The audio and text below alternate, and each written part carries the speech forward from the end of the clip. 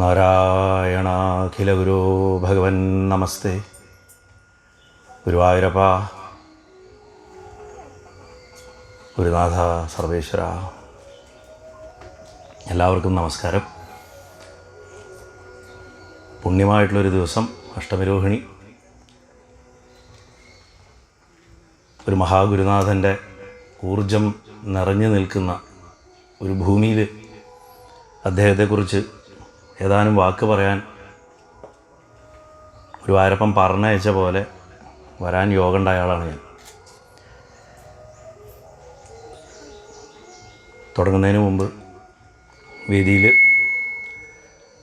പ്രാർത്ഥന ചൊല്ലിയ ശ്രീ ആർ താരാനാഥ്, സ്വാഗതം പറഞ്ഞ ശ്രീ വി എം ജയകൃഷ്ണൻ നമ്പൂതിരി, അധ്യക്ഷൻ സർവാദരണീയനായ സി ഹരിദാസ് സർ, റിപ്പോർട്ട് വായിച്ച എന്നെ ഇവിടേക്ക് കൊണ്ടുവന്ന എം ഗോപിനാഥൻ സാർ, സെക്രട്ടറി, ഉദ്ഘാടനം ചെയ്യാൻ എത്തിച്ചേരേണ്ടിയിരുന്ന വിജയ മാഷ്, ഗുരുവായൂർ ദേവസ്വം ചെയർമാൻ, അദ്ദേഹത്തെയും അതേപോലെ തന്നെ ആശംസ പ്രസംഗത്തിനായിട്ട് എത്തിച്ചേർന്നിട്ടുള്ള ആരോഗ്യ വിദ്യാഭ്യാസ സ്റ്റാൻഡിംഗ് കമ്മിറ്റി ചെയർപേഴ്സൺ തവനൂർ ഗ്രാമപഞ്ചായത്തിൻ്റെ ശ്രീമതി ലിഷ മോഹൻ, അതേപോലെ പൊന്നാനി ബ്ലോക്ക് പഞ്ചായത്ത് മെമ്പർ ശ്രീമതി ഷീജ കൂട്ടാക്കിൽ, മറ്റ് വിശിഷ്ട വ്യക്തികളെ, നിങ്ങൾക്ക് എല്ലാവർക്കും നമസ്കാരം. എൻ്റെ മുന്നിൽ ഈ സദസ്സിൽ ഗുരുവായൂരപ്പൻ്റെ രൂപത്തിലിരിക്കുന്ന നിങ്ങളെല്ലാവരെയും മനസ്സുകൊണ്ട് സാഷ്ടാംഗം നമസ്കരിക്കുന്നു. ഇതൊരു സങ്കര സ്വഭാവമുള്ള പ്രഭാഷണമാണ്. കാരണം എന്താ വെച്ചാൽ, ഭക്തി വിഷയം പറയാതെ അനുസ്മരണം നടത്താൻ പറ്റാത്ത ഒരവസ്ഥ. അനുസ്മരണ പ്രഭാഷണം നടത്തുകയാണെങ്കിൽ അത് വേറെ രീതിയാണ്. ഇപ്പോൾ വള്ളത്തോളം അനുസ്മരണ പ്രഭാഷണം നടത്താനൊരു ഭാഗ്യം എനിക്ക് ഉണ്ടായിട്ടുണ്ട് 2 വട്ടം, കലാമണ്ഡലത്തിലും അതിനു മുമ്പ് തോടയം കഥകളി യോഗത്തിൽ കോഴിക്കോട്. അവിടെ പോലും നമുക്ക് അതിൻ്റെ ഒരു ട്രാക്കുണ്ട്, ഭക്തിയുടെ ട്രാക്കിൽ പോകണ്ട. ഇത് പക്ഷേ നിവൃത്തിയില്ല. ഇത് ഒരേ സമയം ഭക്തിയും വേണം, അതേപോലെ വസ്തുതകളും ചിന്തകളും ഒക്കെ നമുക്ക് അതിൻ്റെ അകത്ത് കൊണ്ടുവരണം.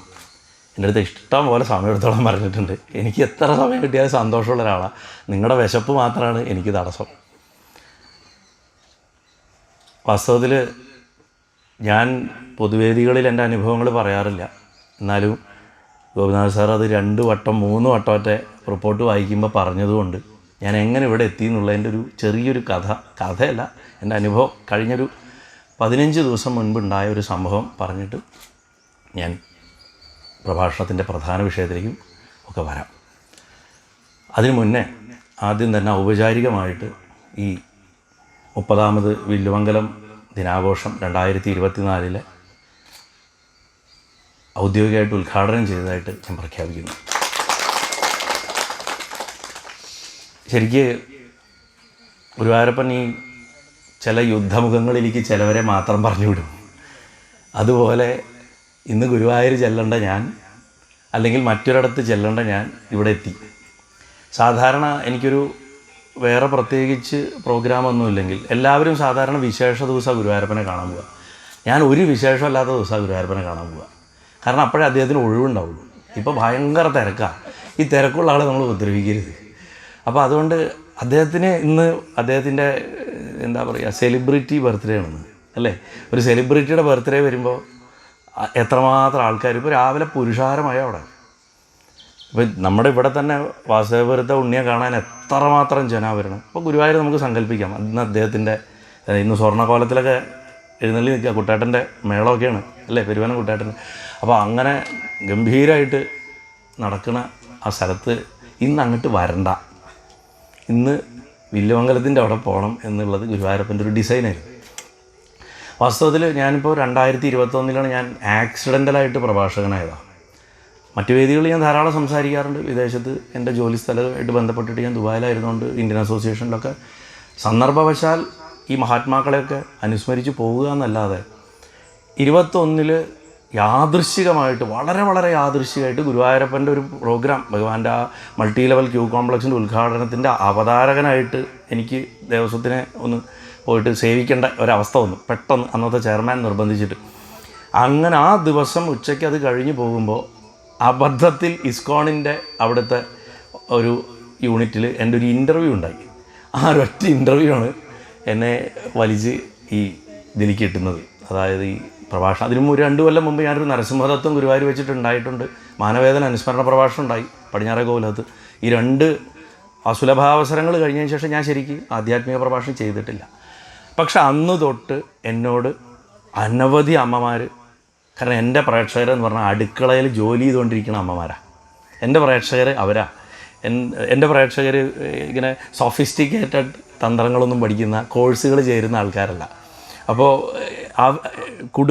അതായത് അടുക്കളയിൽ ജോലി ചെയ്യുക, അല്ലെങ്കിൽ കിടപ്പിലായിട്ടുള്ള ആൾക്കാർ, വളരെ പ്രായമായിട്ടുള്ള ആൾക്കാർ. ഇപ്പോൾ കഴിഞ്ഞ 3 കൊല്ലത്തിൻ്റെ ഉള്ളിൽ അനവധി അനുഭവങ്ങളിൽ പ്രഭാഷണം കേട്ടുകൊണ്ട് മരിച്ചു പോയവരുടെ വരെ കഥകൾ ഞാൻ കേൾക്കുന്നുണ്ട് ഇപ്പോൾ. അപ്പോൾ ഭഗവാൻ നമ്മളറിയാതെ തന്നെ അത് പല സ്ഥലങ്ങളിലും കൊണ്ടേ തൊടിയിച്ചിട്ടുണ്ട്. ആ തൊടിയിക്കുന്ന കൂട്ടത്തിൽ നമുക്ക് ചില റെസ്പോൺസുകൾ വരുമ്പോൾ ആൾക്കാർ ചോദിക്കുന്ന 2 വിഷയങ്ങളാണ്. കുറൂരമ്മയെ പറ്റി പറയണം, വില്ലുമംഗലത്തിനെ പറ്റി പറയണം. ഞാൻ ചിരിക്കും, ഒഴിഞ്ഞു മാറും. എനിക്ക് ഏറ്റവും പേടിയുള്ള 2 ടോപ്പിക്കാണ്, ഏറ്റവും സങ്കടമുള്ള ടോപ്പിക്കാണ് എഴുത്തച്ഛൻ. ഞാൻ പറയാറില്ല, ഞാൻ പല സ്ഥലത്തും പറഞ്ഞിട്ടുണ്ട്. എഴുത്തച്ഛൻ പറയാൻ തുടങ്ങിയ കരയും. എഴുത്തച്ഛൻ്റെ ജീവിതം രക്തത്തിൽ മുക്കിയതാണ്. നമ്മളീ കേട്ടതും കണ്ടതും ഒന്നുമല്ല. ഗുരുവായൂർ ക്ഷേത്രത്തിൽ എഴുത്തച്ഛൻ കാല് കുത്തിയിട്ടില്ല, ചരിത്രമാണ്. എഴുത്തച്ഛൻ അവിടെ ചെന്നിട്ടുണ്ടെന്നൊക്കെ മഹാത്മാക്കളായിട്ടുള്ള ആചാര്യന്മാരെന്നെ പ്രഭാഷണം ചെയ്യാറുണ്ട്. ഭക്തിയുടെ വിഷയത്തിൽ അതൊക്കെ പറയാം, ഒന്നും വിഷയമല്ല. പക്ഷെ അദ്ദേഹം അനുഭവിച്ച ദുരിതം ഒരു മഹാത്മാവും, ഒരുപക്ഷെ പൂന്താനത്തിൻ്റെയും വില്ലുമംഗല സ്വാമിയാരുടെയും ഒക്കെ, കുറൂരമ്മയുടെയൊക്കെ ജീവിതം സ്വർഗ്ഗമാണ് എഴുത്തച്ഛൻ്റെ നോക്കുമ്പോൾ. അതുകൊണ്ട് എഴുത്തച്ഛൻ പറയാറില്ല. കുറൂരമ്മയുടെ പറയാനുള്ള അർഹത ആയിട്ടുണ്ടോ എന്ന് എനിക്കറിയില്ല. വില്ലുമംഗലത്തിന് പറയാൻ പേടിച്ചിട്ടാണ് പറയാത്തത്. ഭഗവാൻ അത് അർഹതയുണ്ടെന്നുള്ളതുകൊണ്ടല്ല, അതിന് ഭഗവാൻ പറയുമ്പോൾ ആദ്യം വില്ലുമംഗലത്തിൻ്റെ പറഞ്ഞിട്ടേ കുറൂരമ്മയുടെ പറയാൻ തോന്നിപ്പിക്കുള്ളൂ എന്നും എന്തോ മനസ്സിലങ്ങനെ തോന്നിയിരുന്നു. നമ്മുടെയൊക്കെ മനസ്സിൽ ഓരോ തോന്നലുണ്ടാവുമല്ലോ. അതിപ്പോൾ ഒരു ഡിവൈനേഷനൊന്നുമല്ല, ദിവ്യത്വം നമുക്കുള്ളതുകൊണ്ടോ ഒന്നുമല്ല അത് സംഭവിക്കുന്നു. അങ്ങനെ ഇരിക്കെ നമ്മൾ 18 സ്റ്റെപ്സിൻ്റെ എൻ്റെ ഈ ചാനലിൽ പലർക്കും അറിയണ കാര്യമാണ്. അതിൻ്റെ അകത്ത് ദക്ഷിണയായിട്ടും അങ്ങനെയൊക്കെ വരുന്ന ഒരുപാട് ആ ഫണ്ടും നമ്മുടെ സുഹൃത്തുക്കൾ എന്താ പറയുക സംഭരിക്കുന്ന ഫണ്ടുകൾ മുഴുവൻ പോകുന്നത് ക്ഷേത്ര പുനരുദ്ധാരണങ്ങൾക്ക്, ചില ട്രസ്റ്റുകൾക്ക്, കുട്ടികളെ പഠിപ്പിക്കാൻ. പ്രത്യേകിച്ച് തമിഴ്നാട്ടിലൊക്കെ വെറും 100 രൂപ മാസശമ്പളമുള്ള പൂജാരിമാരുണ്ട്. അവരുടെ ഒന്നും കുഞ്ഞുങ്ങളെ പഠിപ്പിക്കാൻ പോലും നമ്മുടെ ഇവിടത്തെക്കാട്ടിലും കഷ്ടമാണ് അവിടെ ശാന്തിക്കാരുടെ അവസ്ഥ പല ഗ്രാമക്ഷേത്രങ്ങളിലും. അതുമാതിരി വേദം പഠിക്കാൻ, തമിഴ് സമ്പ്രദായത്തിലുള്ള വേദം പഠിക്കാൻ ഇഷ്ടംമാതിരി ആൾക്കാരുണ്ട്. കേരള സമ്പ്രദായത്തിൽ വേദം പഠിക്കാനൊന്നും കുട്ടികൾ ഇല്ലാണ്ടായിക്കൊണ്ടിരിക്കുകയാണ്. തമിഴ് സമ്പ്രദായത്തിൽ തന്നെ പഠിക്കാൻ വരുന്നത് ഈ ആന്ധ്രയിലും കർണാടകയിലും ഒക്കെ ഉള്ള ദാരിദ്ര്യത്തിൽ മുങ്ങിക്കിടക്കണം. ഒരു നേരത്തെ പണ്ട് കഥകളി പഠിക്കാൻ പോയിരുന്ന പോലെയാണ് കേരളത്തിൽ. ഒരു നേരത്തെ ഭക്ഷണം കിട്ടും എന്നുള്ളതുകൊണ്ട് കഥകളി പഠിക്കാൻ പോകും. അങ്ങനെയാണ് വലിയ കലാകാരന്മാർ പലരും ഉണ്ടായിട്ടുള്ളത്. ആ അവസ്ഥയാണ് ഇന്ന് കേരളത്തിൽ വന്നിട്ട് തമിഴ് സമ്പ്രദായത്തിൽ പുറത്തുള്ള സമ്പ്രദായത്തിലുള്ള വേദം പഠിക്കുന്ന ആൾക്കാർ, കുട്ടികൾ. ഇപ്പോൾ ഗ്രാമത്തിലൊക്കെ ഞാൻ താമസിക്കുന്ന കൽപ്പാത്തിയിലെ രാമനാഥപുരത്തൊക്കെ ആ സമ്പ്രദായത്തിലുള്ള കുട്ടികളുണ്ട്. അപ്പോൾ ഞങ്ങൾ അവിടേക്കൊക്കെയാണ് ഇത് കൊടുക്കുന്നത്. ധാരാളം അങ്ങനെ പോകുന്നുണ്ട്. നമ്മളത് പബ്ലിസൈസ് ഒന്നും ചെയ്തിട്ടല്ല ചെയ്യുന്നത്. ഞങ്ങൾ കണ്ടെത്തി ഞങ്ങൾ കൊടുക്കുക ചെയ്യുക, അല്ലാണ്ട് ആപ്ലിക്കേഷൻ വിളിക്കുക അങ്ങനത്തെ പണികളൊന്നുമില്ല. കാരണം കൃത്യമായിട്ടുള്ള ആൾക്കാർക്ക് അത് കിട്ടുക എന്നുള്ളതാണ്. അപൂർവമായിട്ട് ചികിത്സാ സഹായം, വിദ്യാഭ്യാസ സഹായം, ഇത് 2ഉം ചെയ്യുന്നുണ്ട്. ഇതൊക്കെയാണ് നമ്മൾ പതിവുള്ളത്. അതിൻ്റെ ഭാഗമായിട്ട് കഴിഞ്ഞ കുറേ വർഷങ്ങൾക്ക് മുമ്പ് ഞങ്ങൾ ഇങ്ങനെ ചില ക്ഷേത്രങ്ങൾ ചെയ്തിരുന്നു. അപ്പോൾ അങ്ങനെ ചില ക്ഷേത്രങ്ങളൊക്കെ ഇങ്ങനെ സഹായിക്കലും കാര്യങ്ങളൊക്കെ ഉണ്ടായിരുന്ന കൂട്ടത്തിൽ വളരെ യാദൃശ്ചികമായിട്ട് ഞങ്ങൾക്ക് ഒരു പ്രോജക്റ്റുമായിട്ട് ബന്ധപ്പെട്ടിട്ട് ഒരു പർട്ടിക്കുലർ കോണ്ടാക്റ്റ് വന്നു. അതൊന്നും വിശദാംശങ്ങളിലേക്ക് ഞാൻ പോകുന്നില്ല. അങ്ങനെ ഇടുക്കിയിൽ മൂലമറ്റത്തിൻ്റെ അടുത്ത് ഒരു ക്ഷേത്രം, ആ ക്ഷേത്രം നെറ്റിക്കാട് ശ്രീകൃഷ്ണസ്വാമി ക്ഷേത്രം എന്ന് പറയും. ആ ക്ഷേത്രത്തിൻ്റെ സംബന്ധിച്ചിട്ടുള്ള അവിടെ ഉള്ള ഒരു അമ്മ, ഒരു ചേച്ചി, അവർ നമ്മളെ ഈ പ്രഭാഷണങ്ങളൊക്കെ കേൾക്കണമെന്ന് പറഞ്ഞ് കോൺടാക്റ്റ് ചെയ്യലും കാര്യങ്ങളൊക്കെ ഉണ്ടായിരുന്നു. അപ്പോൾ ആ ക്ഷേത്രത്തിൻ്റെ ഒരു പുനരുദ്ധാരണമായിട്ടൊക്കെ ബന്ധപ്പെട്ടിട്ടൊക്കെ അന്ന് ആ കാലത്ത് കുറേ കാര്യങ്ങളൊക്കെ നടക്കുന്നുണ്ട്. അവർക്ക് ഒറ്റ ആഗ്രഹം എന്താണെന്ന് വെച്ച് കഴിഞ്ഞാൽ, ഒന്ന് ഞാൻ അവിടെ ചെല്ലണം എന്നവർ പറയും. പല കാരണം കൊണ്ട് എനിക്കവിടെ പോകാൻ സാധിച്ചില്ല. അങ്ങനെ നീണ്ടു പോയി. ഈ അഷ്ടമി രോഹിണിക്ക് അവർ കാലങ്ങൾ കൂടിയിട്ട് അതങ്ങനെ പ്രോഗ്രാമൊന്നും നടത്താൻ സാധിക്കുന്നൊരു സ്ഥലമല്ല. ആ നാട്ടുകാർ വളരെ കഷ്ടപ്പെട്ട് ശ്രമപ്പെട്ട് അവർ, എൻ്റെ ഓർമ്മ ശരിയാണെങ്കിൽ അവർ ചിട്ടി കൂടിയിട്ട് വിളക്ക് കഴിപ്പിക്കുക എന്നുള്ളൊരവസ്ഥ, അങ്ങനെയൊക്കെയാണ് അവർ പറഞ്ഞത്. അപ്പോൾ എനിക്ക് തോന്നി ഞാൻ വരേണ്ടതെന്ന് പറഞ്ഞു കഴിഞ്ഞാൽ അവരെ കൊണ്ട് കയ്യിലൊക്കാത്ത വല്ല പ്രോഗ്രാമുകൾക്കൊക്കെ പോയാൽ വലിയ കഷ്ടമാവും. നമ്മൾ കാരണം ഒരു ചിലവ് അവിടെ വരും. അതുകൊണ്ട് അവരോട് പറയാതെ അഷ്ടമിരോഹിണിൻ്റെ അന്ന് പോണതിന് കുറച്ച് ദിവസം മുമ്പ് വിളിച്ച് പറയാം ഞാൻ വരുന്നുണ്ട്, അങ്ങനെ പോകാം. അപ്പോൾ അവർ അഷ്ടമിരോഹിണിയായിട്ട് ബന്ധപ്പെട്ടിട്ടുള്ള കാര്യങ്ങളൊക്കെ ചോദിച്ചു, എന്തൊക്കെയാണ് ചെയ്യണം അവിടെ ചടങ്ങായിട്ട്. അപ്പോൾ ഞാൻ പറഞ്ഞു, ജപിക്കുക, പട്ടണത്ര ജപിക്കുക, ഭഗവാന് വേറെ ഇതിൽ കഴിഞ്ഞിട്ടല്ല, മനസ്സാണ് വെണ്ണ. അല്ലാണ്ട് നിങ്ങൾ കാശ് മുടക്കി മിൽമയിൽ പോയിട്ട് വെണ്ണ മേടിച്ചിട്ടോ വീട്ടിൽ അതൊരുക്കാട്ടിലൊക്കെ അപ്പുറത്തേക്ക് ഹൃദയം മനസ്സാകണ വെണ്ണ ധാരാളം കൊടുക്കുക, അതൊക്കെ ചെയ്യാൻ പറഞ്ഞു. ഒരു ചുറ്റുവിളക്ക് പറ്റുകയാണെങ്കിൽ കഴിപ്പിക്കും. ഭഗവാൻ അഗ്നി എപ്പോഴും ചൈതന്യം വർദ്ധിപ്പിക്കും. വേദം ചെല്ലാൻ അറിയണം ആരെങ്കിലും ഉണ്ടെങ്കിൽ ഒരു സൂക്തമെങ്കിലും ചൊല്ലി കേൾപ്പിക്കുക, അതാ ദേവനെ സന്തോഷിപ്പിക്കും. ആരെങ്കിലും ഭാഗവതം വന്ന് വായിക്കാൻ തയ്യാറാവുകയാണെങ്കിൽ അവരെ കൊണ്ട് ഇതാക്കുക. ആ ഭാഗവതം വായിക്കുന്ന അദ്ദേഹത്തിന് മനസ്സിൽ ഞാൻ വിചാരിച്ചു എൻ്റെ വക ദക്ഷിണയും കൊടുക്കാം എന്ന് ഞാൻ വിചാരിച്ചു. ഞാൻ പോയിട്ടില്ല, ആ ക്ഷേത്രം ഞാൻ കണ്ടിട്ടില്ല. അങ്ങനെ ഞാൻ ആ ക്ഷേത്രത്തിലേക്ക് പോകാനായിട്ട് ഡബിൾ മൈൻഡാണ്. അതായത് ഞാൻ പോകുകയാണെങ്കിൽ അവർ അത് സ്കെയിലപ്പ് ചെയ്ത് വലുതാക്കുമോ എന്നുള്ളൊരു ടെൻഷൻ എനിക്ക്. അങ്ങനെ ഞാൻ ഇന്ന് രാത്രി തീരുമാനിക്കുകയാണ്, നാളെ രാവിലെ അവരെ വിളിച്ച് പറയാം. ഇതൊരു 15 ദിവസം മുമ്പാണ് ഞാൻ വരാം എന്ന് പറയാം. രാത്രി ഒരാൾ എന്നെ വിളിക്കണം. ഇവിടെ നിന്ന് അങ്ങോട്ട് ഞാൻ പറയണത് എൻ്റെ അനുഭവം. ഞാൻ ചെരിഞ്ഞ് കിടക്കുക, ഒരു സ്വഭാവം എനിക്ക് അധികം ചെരിഞ്ഞ് കിടന്നുറങ്ങുക എന്നുള്ളതാണ്. എന്നെ പുറകുന്ന് തോണ്ടി വിളിക്കുക. ഞാൻ നോക്കുമ്പോൾ ഒരു ചെറിയ ശ്രീകോവിലിൻ്റെ പടിക്കെട്ടിൽ 2 കയ്യിൽ വെണ്ണയായിട്ട് ഒരാൾ നിൽക്കുന്നുണ്ട്. അകത്താ കേൾക്കണത് പറയണത്, വായ അനങ്ങണില്ല. എന്നോട് പറയുക, ഇപ്പം ഇങ്ങോട്ട് വരണ്ട, ഗുരുനാഥൻ്റെ അവിടെ നിന്ന് വിളിക്കും, അവിടെ പോകണം. ഏത് ഗുരുനാഥൻ? ഇവിടേക്ക് വരേണ്ടത് ഞാൻ ഈ ക്ഷേത്രം കണ്ടിട്ട് പോലുമില്ല. അവരോട് ഞാൻ ഇതും പറയില്ല. അവർ ചിലപ്പോൾ ഈ പ്രഭാഷണം കേൾക്കുമ്പോഴായിരിക്കും ആ ക്ഷേത്രംകാർ ഇത് അറിയാൻ പോകും. ഇന്നലെ രാത്രി കൂടെ അവർ സംസാരിച്ചിരുന്നു എൻ്റെ അടുത്ത്. ഗുരുവായൂരപ്പൻ രാവിലെ, എന്നിട്ടും മനുഷ്യൻ്റെ സ്വഭാവമാണല്ലോ മനസ്സിൽ പറഞ്ഞതിന് വിരുദ്ധമായി പ്രവർത്തിക്കുകയാണ്. ഞാൻ ഇവർക്ക് മെസ്സേജ് ഇടുകയാണ് വാട്സപ്പിൽ, അഷ്ടമിരോഹിണിക്ക് എന്തൊക്കെയാണ് പ്രോഗ്രാം എന്നൊക്കെ ചോദിച്ച് അവർ ആ പ്രോഗ്രാം അവർ ഇന്നൊക്കെ ചെയ്യേണ്ടതെന്നൊക്കെ പറഞ്ഞിട്ട് ഞാൻ അങ്ങോട്ട് വരുന്നുണ്ടെന്ന് ഞാൻ ടൈപ്പ് ചെയ്യണം. അപ്പോൾ ഒരു മുത്തശ്ശൻ്റെ ഒരു ഫോട്ടോ എനിക്ക് ഇങ്ങോട്ട് അയച്ചു, ഒരു പ്രായമുള്ള ഒരാളുടെ. അപ്പോൾ ഞാൻ ചോദിച്ചു, ഇത് ഡിലീറ്റ് ചെയ്തിട്ട് ഇതാരാ എന്ന് ചോദിച്ചു. അപ്പോൾ പറഞ്ഞു, ഇവിടെ അടുത്തുള്ള ഒരു ഭാഗവതാചാര്യനാണ്, അദ്ദേഹം വന്ന് ഭഗവാന് ഭാഗവതം വായിച്ചു കൊടുക്കാമെന്ന് പറഞ്ഞിട്ടുണ്ട്. അപ്പോൾ എനിക്ക് ഒരു കാര്യം ഉറപ്പായി, ഞാൻ പോവുകയാണെന്ന് പറഞ്ഞാൽ ആ അദ്ദേഹത്തിൻ്റെ പ്രോഗ്രാം അവർ ക്യാൻസൽ ചെയ്യും. അത് ഭഗവാൻ ഇഷ്ടമില്ല. അദ്ദേഹത്തിന് വായിക്കണം, ആ വായന അവിടെ ഉണ്ണിക്ക് കേൾക്കണം. അതുകൊണ്ട് താൻ വരണ്ട ഇപ്പോൾ എന്നാൽ തന്നെ ഞാൻ വേറെ സ്ഥലത്തേക്ക് അയക്കേണ്ടതെന്നുള്ള രണ്ടാമത്തെ ഭാഗം ഞാൻ മറന്നു. ഞാൻ ഉടനെ പറഞ്ഞു, വളരെ സന്തോഷം, ഭംഗിയായിട്ട് നടക്കട്ടെ പറഞ്ഞു വെച്ചിട്ട് ഞാൻ ആ സോഫയിൽ ഇരിക്കുമ്പോൾ എനിക്കൊരു കോള് വന്നു. ഗോപിയേട്ടൻ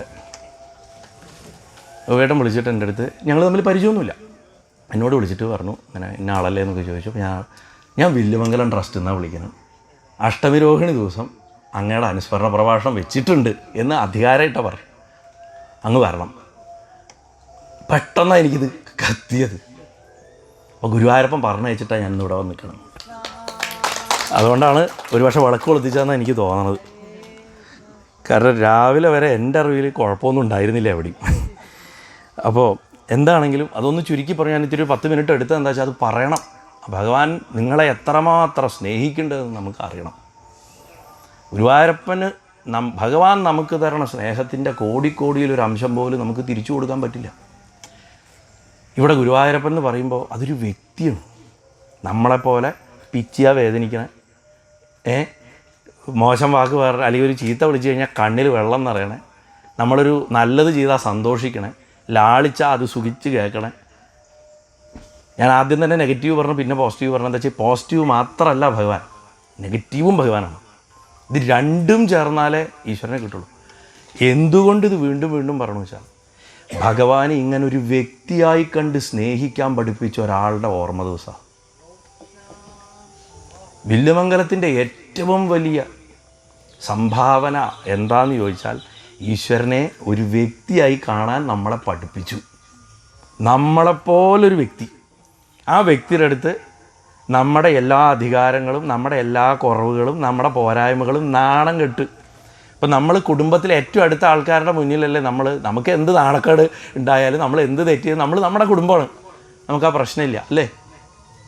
നേരെ മറിച്ച് പുറത്തൊരു സ്ഥലത്തല്ലേ ഔപചാരികതയുള്ളൂ. ഈശ്വരനുമായിട്ട് ഔപചാരികത ഉണ്ടാക്കുക എന്നുള്ളതാണ് ആരാധനാക്രമങ്ങളിൽ നമുക്ക് വന്ന ഏറ്റവും വലിയ ച്യുതി. ആ ച്യുതി ഇല്ലാണ്ടാക്കിയത് വില്ലുമംഗലമാണ്. അതുകൊണ്ട് വില്ലുമംഗലത്തിനെ നമുക്കൊരു ഫ്രെയിമിൻ്റെ ഉള്ളിലൊന്നും തളച്ചിടാൻ പറ്റില്ല. ആ മഹാത്മാവിനെ, അദ്ദേഹത്തിൻ്റെ ഗുരുനാഥന്മാരെക്കുറിച്ച് ചൊല്ലിയ ശ്ലോകം തന്നെ ചൊല്ലിക്കൊണ്ട് ഞാൻ അനുസ്മരണ പ്രഭാഷണത്തിലേക്ക് പ്രവേശിക്കുന്നു. ചിന്താമണിർജയതി സോമഗിരിർഗുരുർമേ ശിക്ഷാഗുരുശ്ച ഭഗവാൻ ശിഖിപിഞ്ച മൗലി യത്പാദകൽപതരു പല്ലവശേഖരേഷു ലീലാസ്വയം വരരസം ലഭതേ ജയശ്രീ. ഒന്നാമത്തെ ശ്ലോകമാണ് ശ്രീകൃഷ്ണകർണാമൃതത്തിൻ്റെ. കേരളത്തിൽ 324 ശ്ലോകങ്ങളോടുകൂടി 3 സർഗങ്ങൾ ആയിട്ടും കേരളത്തിൻ്റെ പുറത്ത് 303 ശ്ലോകങ്ങളോടുകൂടി 3 ആശ്വാസങ്ങളായിട്ടും പ്രചരിച്ചിട്ടുള്ള ഒരു മഹാകൃതി. അതിൽ വില്ലുമംഗലത്തിൻ്റെ ഗോവിന്ദദാമോദര സ്തോത്രത്തിനൊക്കെയുള്ള ശ്ലോകങ്ങളൊക്കെ കയറി വന്നിട്ടുണ്ട് പിൽക്കാലത്ത്. ഇപ്പോൾ മുകുന്ദമാല തന്നെ പല പോലെ ഉള്ളതുപോലെ അതേപോലെ ആ 2 ഫോണും ഒന്ന് മാറ്റണം. അപ്പോൾ അങ്ങനെ ഉള്ള ഒരു മഹൽകൃതി, സോമഗിരി എന്നു പേരോട് കൂടിയിട്ടുള്ള ഗുരുനാഥൻ, അതേപോലെ ചിന്താമണി എന്നു പേരോട് കൂടിയിട്ടുള്ള അജ്ഞാതയായ ഒരു ഗുരുനാഥ.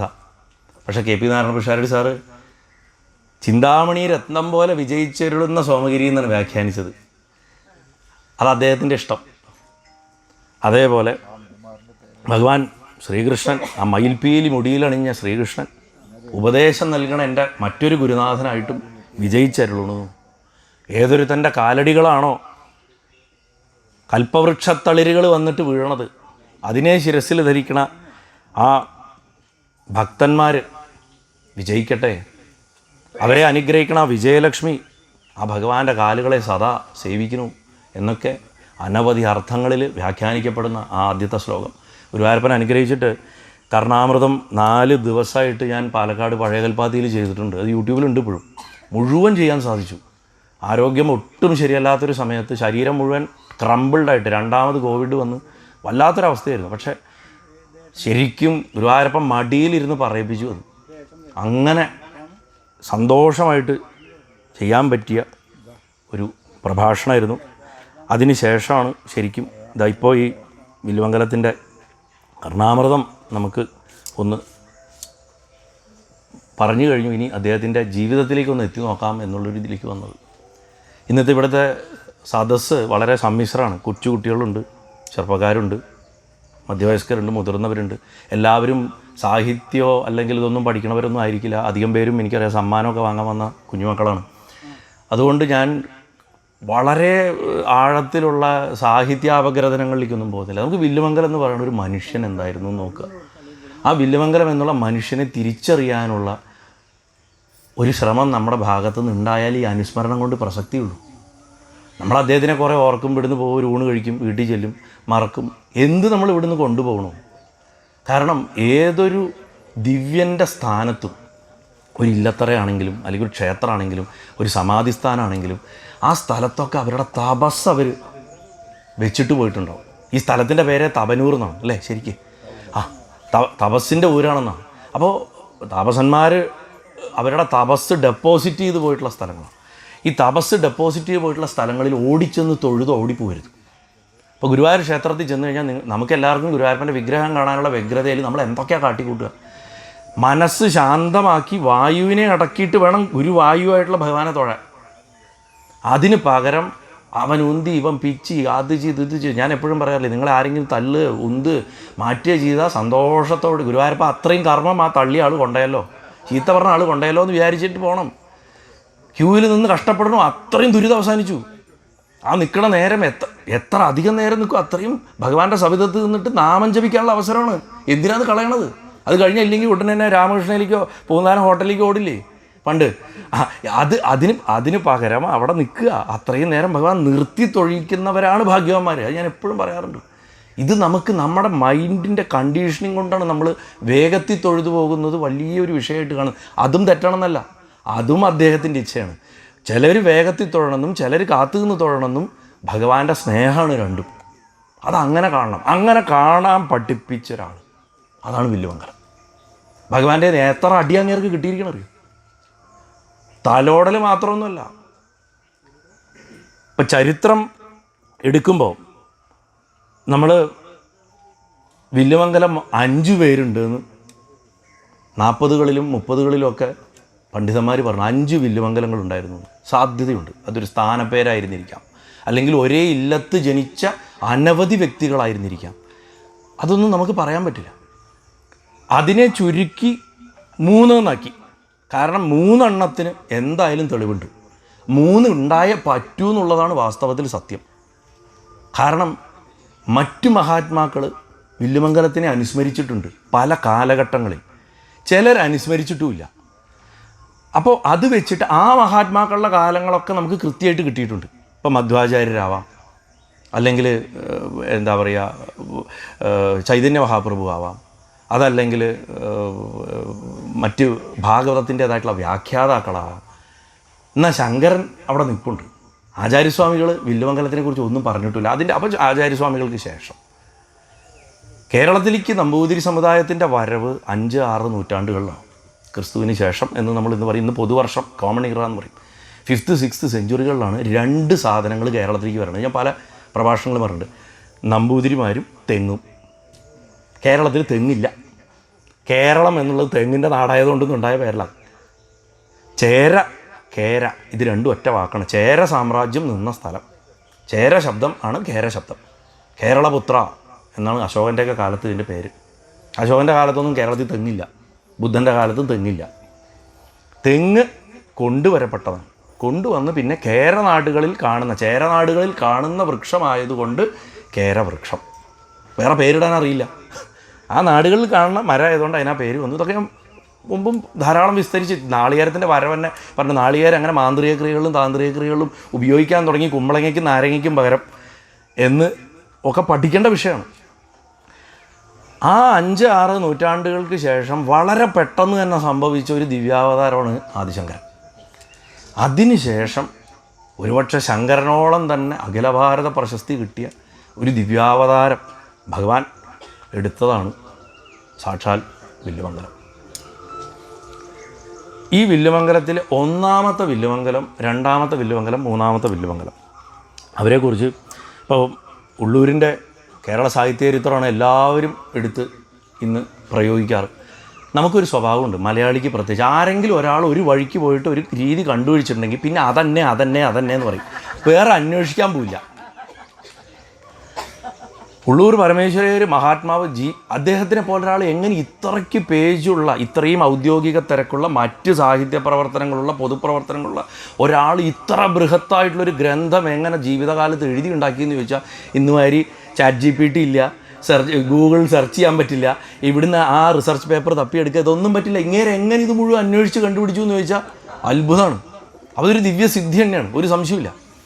സാഹിത്യചരിത്രത്തിൽ സംസ്കൃത സാഹിത്യത്തിൻ്റെ ഭാഗത്ത് അതൊരു ചെറിയ ഭാഗമാണ്. ആ ചെറിയ ഭാഗത്താണ് ഇത്ര ബൃഹത്തായിട്ട് വില്ലുമംഗലത്തിനെക്കുറിച്ചും വൃത്തിയായിട്ട് ദിവാകര മഹർഷിയെക്കുറിച്ചും എഴുതി വെച്ചിട്ടുണ്ട്. ഇത് രണ്ടാളാണെന്ന് കൃത്യമായിട്ട് പറഞ്ഞിട്ടുണ്ട് ഉള്ളൂർ. ഇപ്പോൾ തിരുവനന്തപുരത്ത് ചെല്ലുമ്പോൾ പലരും വില്ലുമംഗലമാണ് പ്രതിഷ്ഠിച്ചതെന്നും ദിവാകര മുനിയാണ് പ്രതിഷ്ഠിച്ചതെന്നും കൺഫ്യൂസ് ചെയ്ത് മാറ്റി മറിച്ചു വിട്ടിട്ട് രണ്ടും ഒന്നാണെന്ന് വരെ ആക്കിയിട്ടും പറയുന്ന സിസ്റ്റം ഉണ്ട്. നമുക്ക് സത്യം പറഞ്ഞാൽ ഇന്നിപ്പോൾ ഒരു സിമ്പോസിയോ സെമിനാറൊന്നും അല്ലാത്തതുകൊണ്ട് അതിനൊക്കെ വൃത്തിയായിട്ട് കൃത്യമായ മറുപടികൾ നമുക്കിന്ന് കൊടുക്കാൻ പറ്റും. ഉള്ളൂരിൻ്റെ ഏറ്റവും വലിയ കോൺട്രിബ്യൂഷൻ എനിക്ക് തോന്നിയിട്ടുള്ളത് എന്താണെന്ന് വെച്ച് കഴിഞ്ഞാൽ, എൻ്റെ അഭിപ്രായങ്ങളാട്ടോ പറയണം, ഇതൊന്നും ശരിയാവണമെന്നൊന്നുമില്ല, എൻ്റെ കാഴ്ചപ്പാട്, ഗുരുവായൂരപ്പൻ എന്താ തോന്നിപ്പിക്കുന്നത് അത് പറയണം. ആദ്യകാലത്ത് പന്നിയൂർ ഗ്രാമത്തിൽപ്പെട്ടിരുന്ന വെള്ള എന്ന് പറയുന്ന ഗൃഹത്തിലെ ഒരു ശാഖ വടക്കൻ തിരുവിതാംകൂർ പറവൂർ പുത്തൻചിറയിൽ എത്തിയതായിരിക്കാം. അതുകൊണ്ട് നിങ്ങൾ തമ്മിൽ തല്ലണ്ട, അവിടെയാണ് ജനിച്ചതെന്ന് പറഞ്ഞിട്ട് അത് അദ്ദേഹം വളരെ ബുദ്ധിപൂർവ്വം ആ സ്റ്റേറ്റ്മെൻറ്റ് അവിടെ എഴുതി വെച്ചിട്ടുണ്ട്. വെള്ളാങ്ങല്ലൂർ കുടുംബക്കാരെന്നാണ് വിളിച്ചു വന്നിരുന്നത് ഇവരെ. അവരുടെ പല കുടുംബങ്ങളായിട്ട് അവർ പിരിഞ്ഞു എന്ന് പറയുന്നുണ്ട്. ഇവിടെ ഒരു ചെറിയ ചരിത്രം പറയാനുണ്ട്. കേരളത്തിലേക്ക് ആദ്യം വരുന്ന നമ്പൂതിരി സമുദായക്കാർ, അവർക്ക് നമ്പൂതിരി എന്നൊന്നും പേരില്ല. നമ്പൂതിരി എന്നുള്ള പേര് വിളി വരുന്നത് ഒരു 14ാം നൂറ്റാണ്ടിന് ശേഷം. ഓദിക്കന്മാരാ, ഓത്തുള്ളവർ, ഓത്തില്ലാത്തവർ, അങ്ങനെയൊക്കെ ക്ലാസിഫിക്കേഷൻസ് ഉണ്ട്. തന്ത്രി മേൽശാന്തിയൊക്കെ കഴിഞ്ഞ ഒരു 150-200 കൊല്ലമായിട്ടുള്ള വാക്കുകൾക്ക് പോലും ഇത്ര പ്രചാരം വന്നിട്ടും ആ സ്ഥാനങ്ങൾക്ക് പോലും പ്രാധാന്യം ഉണ്ടായിട്ടും ഓദിക്കന്മാരാണ് സകല ക്ഷേത്രങ്ങളും ഭരിച്ചിരുന്നത്. ഗുരുവായൂർ ക്ഷേത്രത്തിൽ ഓദിക്കന്മാരെ ഒതുക്കാൻ, കോമയെ തന്നെ ഇൻവെർട്ടഡ് കോമയിൽ അല്ലെങ്കിൽ എവിടെയും പറയും, അവരെ ഒതുക്കാൻ വേണ്ടി സൃഷ്ടിച്ചതാണ് തന്ത്രസമുച്ചയം എന്ന് പറഞ്ഞ ഗ്രന്ഥം. അതൊരു പൊളിറ്റിക്കൽ റീസൺ ഉണ്ടാക്കിയ ഗ്രന്ഥമായിരുന്നു. അത് ദേവപ്രശ്നം വെച്ച് ഗുരുവായൂരപ്പൻ്റെ ഹിതം ചോദിച്ചിട്ടുണ്ടാക്കിയതൊന്നുമല്ല. അതൊക്കെ ഞാൻ ഇനി പറഞ്ഞു കഴിഞ്ഞാൽ വലിയ വിവാദ വിഷയങ്ങളിലേക്ക് പോകും. അതവിടെ നിൽക്കട്ടെ. അപ്പോൾ ആ കാലത്ത് ആദ്യം വന്ന കുടുംബങ്ങൾ അവരെങ്ങനെ വന്നു? ഇന്ത്യയിൽ കർണാടകത്തിലോ തമിഴ്നാട്ടിലോ ഉള്ള ബ്രാഹ്മണ സമ്പ്രദായങ്ങളായിട്ട് ഒരു ബന്ധവും കാണാത്ത വിശേഷമായിട്ടുള്ള ചിട്ടകളും ചടങ്ങുകളുള്ള ഇവർ ഈ ഭാരതത്തിൻ്റെ ഇത്രയും വലിയ ഭൂവിഭാഗത്തിൽ ഒന്നും ഒരു ഇൻഫ്ലുവൻസ് പോലും അവശേഷിപ്പിക്കാതെ എങ്ങനെ ഇവിടെ എത്തി? അവരുടെ ഒരു അവശേഷിപ്പ് പോലും ഭാരതത്തിൽ എവിടെയും നമുക്ക് കാണാൻ പറ്റുന്നില്ല. മുൻകുടുമ തുടങ്ങി ചിട്ടകളും ചടങ്ങുകളും ശുദ്ധവും, ക്ഷേത്രാചാരങ്ങളിൽ പ്രായശ്ചിത്തത്തിനുള്ള പ്രാധാന്യം. ഇന്ത്യയിൽ എവിടെയും പ്രായശ്ചിത്തത്തിന് ഇത്രയ്ക്ക് പ്രാധാന്യം കൊടുക്കുന്ന ഒരു ജനവിഭാഗത്തിനെ കാണാൻ പറ്റില്ല. പ്രായശ്ചിത്തം എന്ത് ചെറിയ കാര്യത്തിലും ഈശ്വരീയമായിട്ടോ പ്രകൃതിക്കോ നിരക്കാത്ത എന്തെങ്കിലും കണ്ടാൽ അതിനപ്പം പ്രായശ്ചിത്തം ചെയ്യാം. അത് രാവിലെ പല്ലുതേപ്പ് തൊട്ട് എല്ലാം. അല്ല, ഞാനതൊരു ഹ്യൂമർ, ആ സമുദായത്തിൻ്റെ ഏറ്റവും വലിയ സ്വത്തുകളിലൊന്നായിരുന്നു അവരുടെ ഹ്യൂമർ, ഫലിത സ്വഭാവം അല്ലേ. അപ്പോൾ ആ പാരമ്പര്യം എങ്ങനെ വന്നു വെച്ചാൽ അവർ സമുദ്രം വഴിയാണ് വന്നു, മരക്കലം കയറി വന്നു എന്നാണ്. അഫ്ഗാനിസ്ഥാൻ്റെ മുകളിലേക്കുള്ള ചില ഗ്രാമങ്ങളിലും അസർബൈജാൻ, ഉസ്ബെക്കിസ്ഥാൻ ഭാഗങ്ങളിലും നമ്പൂതിരി സമുദായത്തിൻ്റെ ചിട്ടവട്ടങ്ങളുടെ സ്വഭാവങ്ങളുള്ള ചില ജനതതികൾ ഈ കഴിഞ്ഞ നൂറ്റാണ്ടിൽ വരെയും മറ്റ് ചില മതങ്ങളുടെ അതിതീവ്രമായിട്ടുള്ള സ്വഭാവങ്ങൾ വരുന്നത് വരെ അവിടെ ഉണ്ടായിരുന്നു. സംഭാഷണത്തിൽ മാത്രമല്ല, വേദം ചൊല്ലണ രീതി, പ്രത്യേകിച്ചും വേദം ചൊല്ലണ രീതി പോലും ഒരു എന്താ പറയുക വിശേഷമായിട്ട്, അല്ല അതവർ ചെയ്തോളും, നമ്മൾ നോക്കണ്ട. വേദം ചൊല്ലണ രീതി പോലും കേരളത്തിൽ നമ്പൂതിരിമാരുടെ വളരെ വിശേഷമാണ്. അപ്പോൾ ആദ്യം എപ്പോഴും ഒരു സ്ഥലത്തേക്ക് വരുമ്പോൾ നമ്മൾ പറയില്ലേ, ആ പണ്ട് ഞങ്ങളുടെയൊക്കെ കുട്ടിക്കാലത്ത് ഇവിടെയൊക്കെ പാടായിരുന്നു, ആദ്യം അവിടെ വീട് കെട്ടിയത് എൻ്റെ അച്ഛനാണ്, അന്ന് അവിടെയൊക്കെ വെള്ളം കയറും, ഇപ്പോൾ നോക്കൂ കോളനിയാണ്, എത്ര ഗംഭീര റോഡ് വന്നു എന്നൊക്കെ നമ്മൾ പറയും. ഇതുപോലെ ആദ്യം വരണ ആൾക്കാർക്കായിരിക്കും ഏറ്റവും കൂടുതൽ കഷ്ടം. വില്ലുമംഗലത്തിൻ്റെ ഏറ്റവും വലിയ സങ്കടകരമായിട്ടുള്ള അവസ്ഥ എന്താ അറിയോ? നമ്മളിപ്പോൾ ഈ കാണിക്കണ അശ്രദ്ധയാണ്.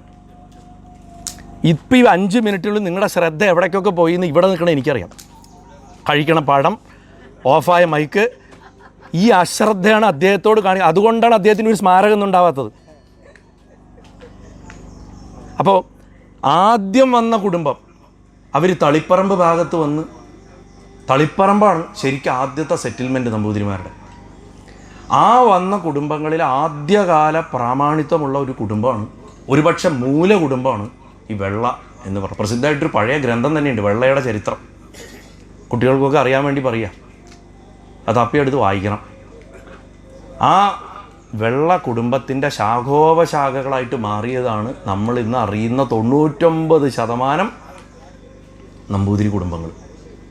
അതിന് പിന്നെ കാലപ്പഴക്കത്തിൽ രാഷ്ട്രീയമായിട്ടും സാമൂഹികമായിട്ടും ഒക്കെയുള്ള കാരണങ്ങൾ കൊണ്ട് ഉയർച്ചയും താഴ്ചയും ഒക്കെ വന്നിട്ടുണ്ട്.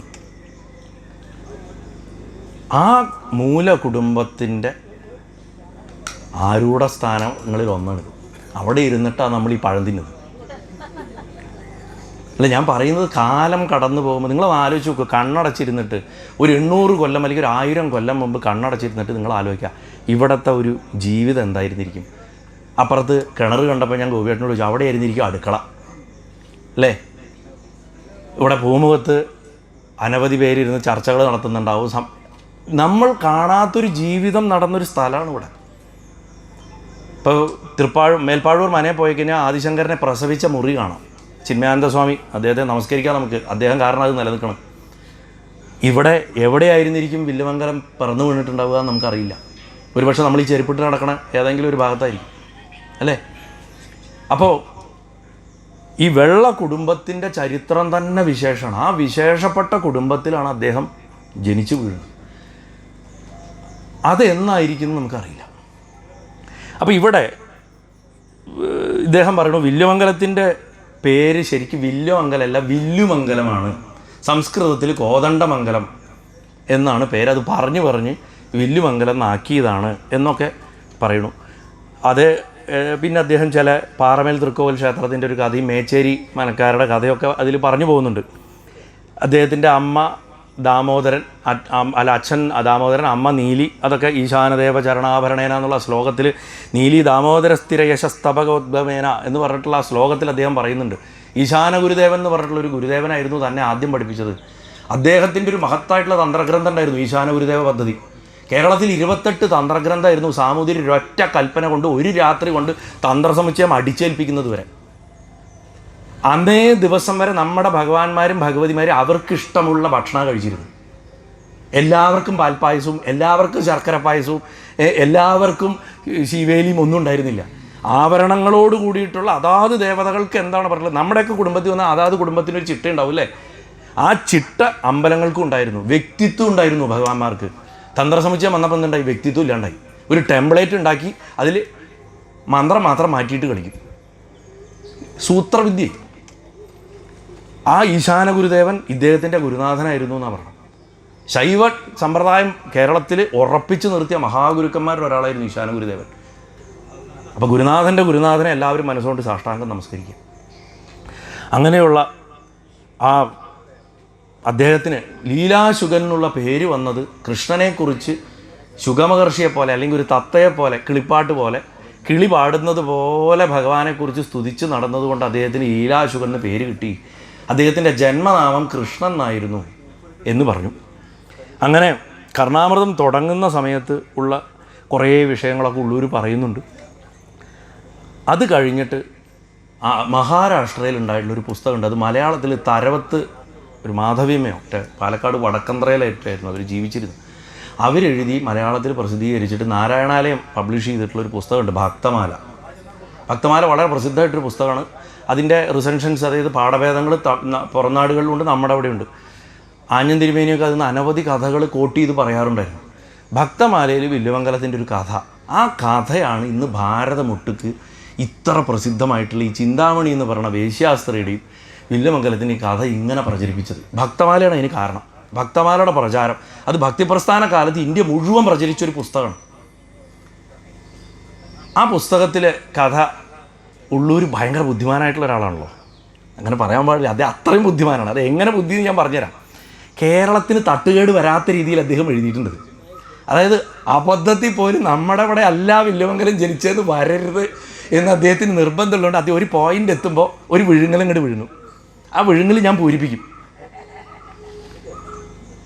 അദ്ദേഹം പറഞ്ഞെന്താ വെച്ചാൽ കൃഷ്ണാ നദിക്കരയിൽ, അപ്പോൾ കഥ മാറി, ഇവിടുന്ന് പോയി ഭാരതപ്പുഴയൊക്കെ പോയി, കൃഷ്ണാ നദിക്കരയിൽ ആയിരുന്നു അത്ര വില്ലുമംഗലത്തിൻ്റെ ജന്മസ്ഥലം. അദ്ദേഹത്തിന് അക്കരെയുള്ള ഒരു വേശ്യാസ്ത്രീയായിട്ട് ബന്ധമുണ്ടായിരുന്നു. അദ്ദേഹം അരുണഗിരിനാഥനെയൊക്കെ പോലെ സ്ത്രീ വിഷയം വളരെയധികം ഉണ്ടായിരുന്ന ഒരാളായിരുന്നു എന്നാണ്. എന്നാൽ മഹാഭക്തനുമായിരുന്നു, അല്ലെങ്കിൽ ചേലപ്പറമ്പനെ പോലെ. ഇവിടെയാണ് നമ്മുടെ സദാചാര ചിന്തകളുടെ ഒരു വലിയ പ്രശ്നം വരുന്നത്. കാരണം പോർച്ചുഗീസുകാർ വന്നതിന് ശേഷം കാത്തലിസൈസേഷൻ എന്ന് പറയും, അത് കത്തോലിക്കൻ സിസ്റ്റത്തിൽ നിന്ന് വരുന്നതാണ്. അത് ചർച്ച് കൊണ്ടുവന്നൊരു സിസ്റ്റമാണ്. ഇത് സ്ത്രീയും പുരുഷനും തമ്മിലുള്ള ബന്ധത്തിനെ വളരെ വിചിത്രമായ രീതിയിൽ മോശമായിട്ട് അവതരിപ്പിക്കുന്ന ഒരു സംസ്കാരം കേരളത്തിലേക്ക് കൊണ്ടുവന്നു. കേരളത്തിലത് വ്യാപകമായി. ഇന്ന് നമ്മൾ വിചാരിക്കണം ഇതാണ് സംസ്കാരം എന്നായി. നമ്മുടെ ക്ഷേത്ര ശില്പ കലകളിൽ പോലും, ഗുരുവായൂർ ക്ഷേത്രത്തിൻ്റെ ശ്രീകോവിലിൽ പോലും നമുക്ക് വാസ്തവത്തിൽ അത്തരം സന്ദർഭങ്ങളെ ചിത്രീകരിച്ചിരിക്കുന്നത് ധാരാളമായിട്ട് കാണാൻ സാധിക്കും. അത് എന്തിനാന്ന് വെച്ചാൽ അതിൽ പോലും ഈശ്വര ചൈതന്യം കണ്ട് അതിനെ ശുദ്ധീകരിക്കാനാണ്. കാമം ശരീരത്തോട് തോന്നുന്നതാണ്, അത് ഭഗവാനോടായാൽ അത് ശുദ്ധമായി അത് ഭക്തിയും പ്രേമമായിട്ട് തീരും. അപ്പോൾ ശുദ്ധീകരണത്തിന് വേണ്ടിയിട്ടാണ് അഷ്ടപതി ശരിക്കും അർത്ഥമറിഞ്ഞ് വായിച്ചാൽ കൊച്ചുകുട്ടികളെ കേൾപ്പിക്കാൻ പറ്റില്ല. അതുപോലെയാണ്. ഇതാണോ പാടണം എന്ന് നമ്മൾ ചോദിക്കും. പക്ഷേ മനുഷ്യന് ഏറ്റവും അപകടകരമായിട്ടുള്ള വികാരത്തിനെ ഏറ്റവും ശുദ്ധീകരിച്ച് ഭഗവാങ്കലേക്ക് സമർപ്പിക്കാൻ വേണ്ടിയിട്ടാണ് പ്രാചീന കാലത്ത് ഋഷിമാർ ബുദ്ധിപൂർവ്വം ഇത് പ്രയോഗിച്ചിട്ടുള്ളത്. അപ്പോൾ ഇവർ ഭക്തന്മാർ വിഷയാസക്തരായിരുന്നു എന്ന് പറയുമ്പോൾ അതെങ്ങനെ ഇത് രണ്ടും ചേർന്ന് പോകാൻ പറഞ്ഞാൽ ഇന്നത്തെ പോലെ അല്ലാതെ, ഇന്നത്തെ പോലെ കമ്പാർട്ട്മെൻ്റലൈസേഷൻ ഇല്ല അന്ന്. അങ്ങനെ ഈ ചിന്താമണിയായിട്ടുള്ള ബന്ധം അദ്ദേഹം തുടരുന്ന കാലത്ത്, ഈ ചിന്താമണിയാണെങ്കിൽ ഏറ്റവും രസം എന്താ വെച്ചാൽ അവർ പിങ്കളെ പോലെയാണ്, വേശ്യാസ്ത്രീ ആണെങ്കിലും മഹാഭക്തിയാണ്.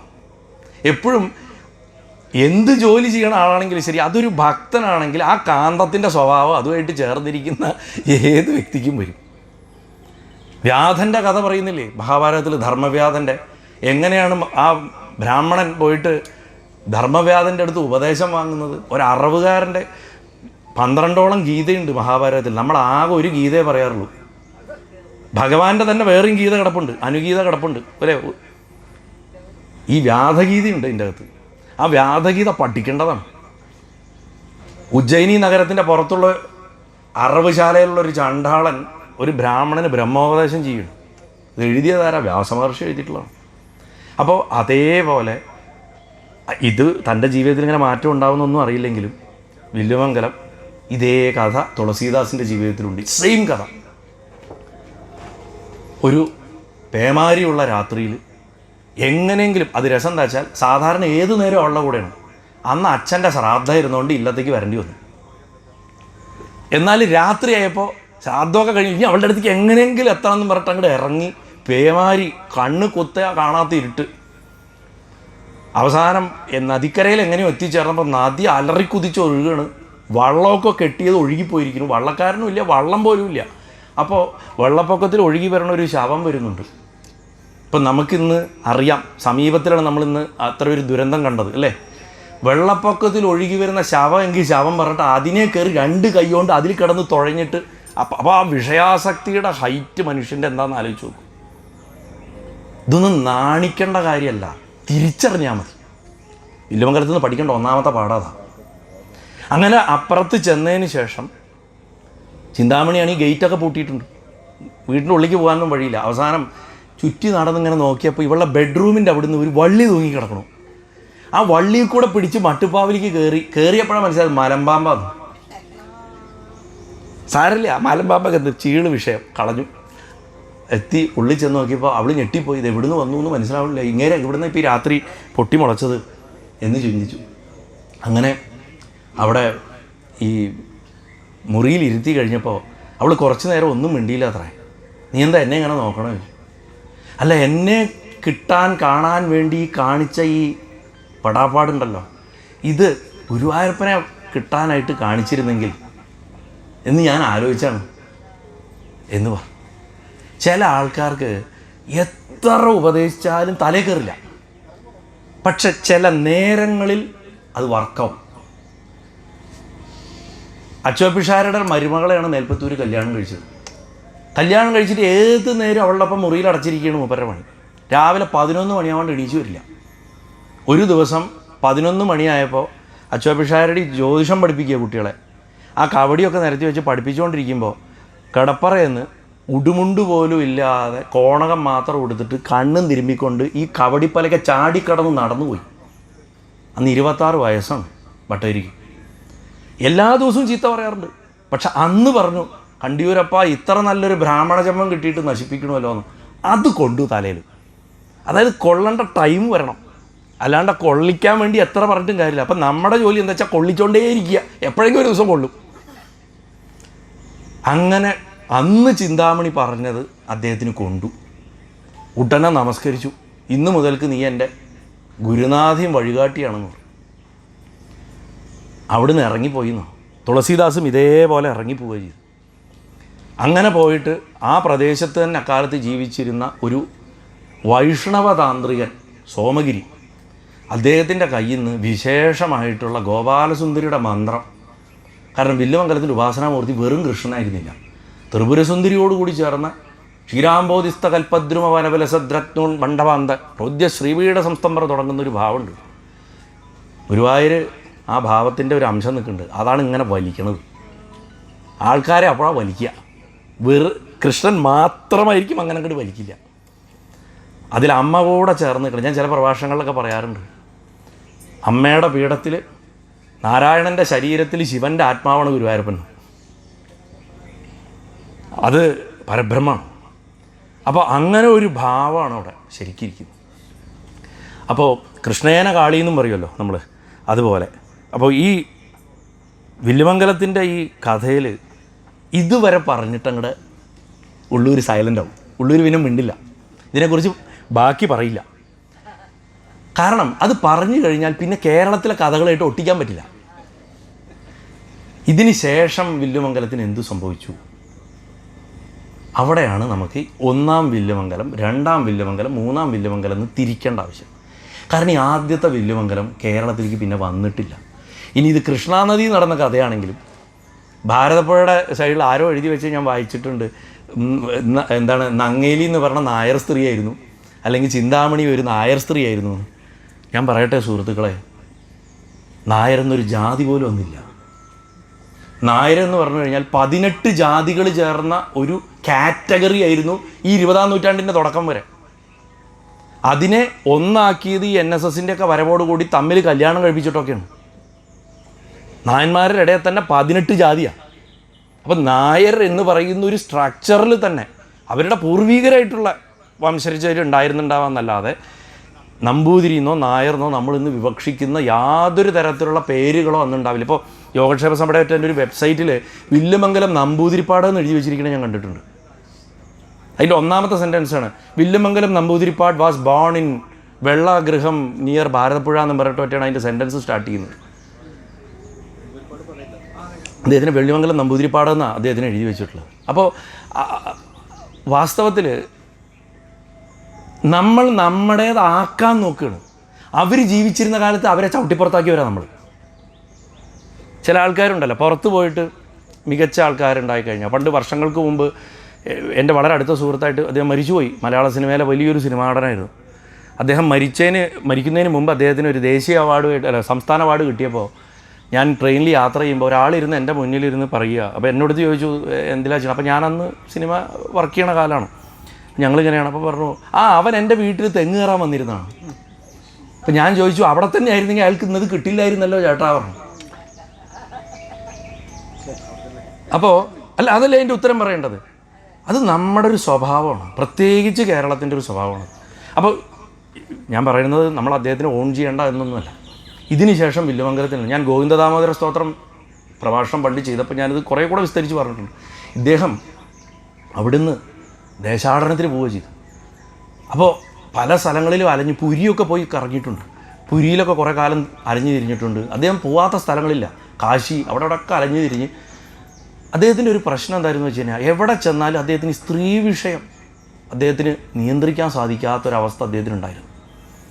അങ്ങനെ ഒരു ഘട്ടമെത്തി അദ്ദേഹം കാഷായം സ്വീകരിച്ചു എന്ന് തന്നെ പറയാം. ആ അവസ്ഥയെത്തി. അതായത് തന്നോട് തന്നെ വെറുപ്പ്, ഈ തൻ്റെ ശരീരം തൻ്റെ നിയന്ത്രണത്തിലല്ലല്ലോ എന്ന് നമുക്ക് തോന്നുന്നൊരവസ്ഥയുണ്ട് സാധനയിൽ. അത് അദ്ദേഹത്തിന് വേണ്ടുവോളുണ്ടായിരുന്നു. ഞാൻ പറയണത് എന്താ വെച്ചാൽ ഏതൊരു ദിവ്യനും ഉണ്ടാവണത് നമ്മളെപ്പോലെ സാധാരണ ആളായിട്ടാണ്. അത് അവർ തിരിച്ചറിയണമെന്നുള്ളതുകൊണ്ട് അവർ ദിവ്യനാവണത്. നമ്മുടെ പരിമിതികൾ നമ്മൾ സെൽഫ് സ്റ്റഡി. നമ്മളെപ്പോഴും നമ്മളെ തന്നെ ശ്രദ്ധിക്കണം. കടുത്ത സങ്കടത്തിൽ കരയുമ്പോഴും ആർത്തട്ടകച്ച് ചിരിക്കുമ്പോഴും ഒരാൾ സാക്ഷിയായിട്ട് അകത്തിരുന്നിട്ട് ചിരിക്കണ്ടല്ലോ, കരയുണ്ടല്ലോ, കോപിക്കണ്ടല്ലോ എന്ന് നോക്കാൻ ശീലിപ്പിച്ചാൽ ഇതാണ് ഏറ്റവും വലിയ ആധ്യാത്മിക വിദ്യാഭ്യാസം. അല്ലാണ്ട് കുറേ ഗ്രന്ഥം വായിക്കലോ ജപിക്കലോ അല്ല. ഇതിലേക്ക് എത്തണം. സാക്ഷിഭാവം വളർത്തുക. ഭഗവാൻ അതാ പറയണം, ഞാൻ സാക്ഷിയാണ് സർവ്വതിൻ്റെയും എന്ന് പറയുന്നത് ഈ ബോധമാണ്. ഈ ബോധത്തിന് നമ്മൾ ബ്രഹ്മം എന്ന് പറഞ്ഞു. ഇത് അദ്ദേഹത്തിന് നല്ല എക്സസൈസായിട്ട് സ്വമേധയാ കിട്ടിക്കൊണ്ടിരുന്നതുകൊണ്ട് ഇദ്ദേഹം അങ്ങനെ അലഞ്ഞു തിരിഞ്ഞ് ഒരു ദിവസം ഒരു രാത്രി ഭക്ഷണമൊന്നും കിട്ടാതെ ഒരു വീട്ടിൽ ചെന്ന് കയറി. അവരാണെങ്കിൽ സാമ്പത്തികമായിട്ട് വളരെ തകർന്ന ആൾക്കാരാണ്. ആ വീട്ടിൽ ചെന്ന് കയറിയിട്ട് അവരുടെ ഗൃഹനാഥൻ ഓടി വന്ന് ഇദ്ദേഹത്തെ സ്വീകരിച്ച് അകത്ത് കൊണ്ടുവരുത്തി എവിടുന്ന് വരണോ എന്ത് വരണമെന്നൊന്നും ചോദിക്കണേ മുമ്പ് ആദ്യം തന്നെ കുളിക്കാൻ ഏർപ്പാടാക്കി കൊടുത്തു. അന്നൊക്കെ അങ്ങനെയാണ്. ആ തിഥി നോക്കാണ്ട് വരണ ആളെന്നാണല്ലോ. തിഥി നോക്കേണ്ട ആവശ്യമില്ല, അങ്ങനെ വരണവരാ. ഇന്നിപ്പോൾ ഒരാൾ പുറത്ത് വന്നാൽ പറയും വന്നു അശ്രീകരം എന്നും പറ്റാ തുടങ്ങിയല്ലേ. TV കാണുമ്പോഴോ മൊബൈൽ നോക്കുമ്പോഴോ ആരെങ്കിലും കയറി വന്നാൽ പ്രശ്നമാണ്. അന്ന് അങ്ങനെയല്ല. ഇദ്ദേഹത്തിനെ ഉള്ളിൽ കൊണ്ടേ സ്വീകരിച്ചിരിച്ചു. അദ്ദേഹം ചെന്ന് നോക്കുമ്പോഴുള്ള അവസ്ഥ എന്ന് പറഞ്ഞാൽ ദാരിദ്ര്യ കടലാണ്.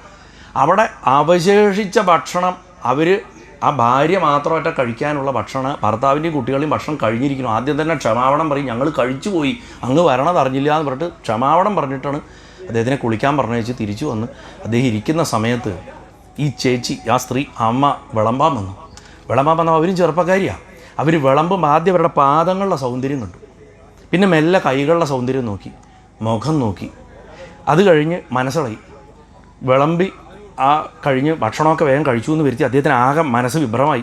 പുറത്ത് പോയിട്ട് കിടന്നു. അപ്പോൾ അവർ പറഞ്ഞു, അല്ല അങ്ങ് അകത്ത് കിടന്നോളൂ, ഞങ്ങൾ പുറത്ത് കിടന്നോളൂ. അവർ കുട്ടികളെയും വിളിച്ച് ആ മഹാത്മാവായിട്ടുള്ള ആ ഗൃഹസ്ഥൻ ഭാര്യയും മക്കളെയൊക്കെ ആ തണുപ്പത്ത് പുറത്ത് പിടിച്ച് കിടത്തി. അദ്ദേഹവും പുറത്ത് കിടന്ന് ഇദ്ദേഹത്തിനെ അകത്ത് കിടത്തി. അപ്പോൾ വാതിൽ ചാരി വെച്ചിട്ടേ ഉള്ളൂ. അപ്പോൾ ഇവർ ഭാര്യയും ഭർത്താവും സംസാരിക്കുന്ന കേൾക്കാം. അദ്ദേഹം പറയുകയാണ്. ഇത് കേട്ട് നമ്മുടെ ഇന്നത്തെ സദാചാരത്തിൽ ഞെട്ടൽ തോന്നും. പക്ഷെ അവരുടെ അതിഥി പൂജയുടെ ഹൈറ്റാണ്. നീ ശ്രദ്ധിച്ചോ, അദ്ദേഹം നിന്നെ തന്നെയാണ് നോക്കിക്കൊണ്ടിരുന്നു, നീ വേണമെങ്കിൽ അദ്ദേഹത്തിൻ്റെ കൂടെ പോയി ശയിച്ചോ എന്ന് പറഞ്ഞു. ഇത് ചിലപ്പോൾ ഭഗവാന്റെ കളിയായിരിക്കും. ഭഗവാൻ അങ്ങനെ ഒരു സ്വഭാവമുണ്ട്. അരുണഗിരിയുടെ ചേച്ചി കുഷ്ഠരോഗം വന്നിട്ടും വേശ്യരുടെ അടുത്ത് എന്നെ കൊണ്ടുപോകാൻ പറഞ്ഞപ്പോൾ എന്നാൽ നീ എൻ്റെ ശരീരം ഉപയോഗിച്ചോ എന്ന് പറഞ്ഞു. അപ്പോഴാണ് അരുണഗിരി ആത്മഹത്യ ചെയ്യാൻ പോകുന്നത് മുരുകൻ രക്ഷിച്ചത്. അതുമാതിരി നെഞ്ചത്ത് കുത്തുന്ന പോലെ ആരെങ്കിലും പറയാൻ വേണം. ഇത് ലീലാശുകൻ കേട്ടു. ഇവരുറങ്ങാൻ കാത്തു നിന്നു. പുറത്ത് കടന്ന് ഇവർ കുട്ടികളിലും ഇവരുടെ മുഴുവൻ കാൽക്കൽ സാഷ്ടാംഗം വീണ് നമസ്കരിച്ചു.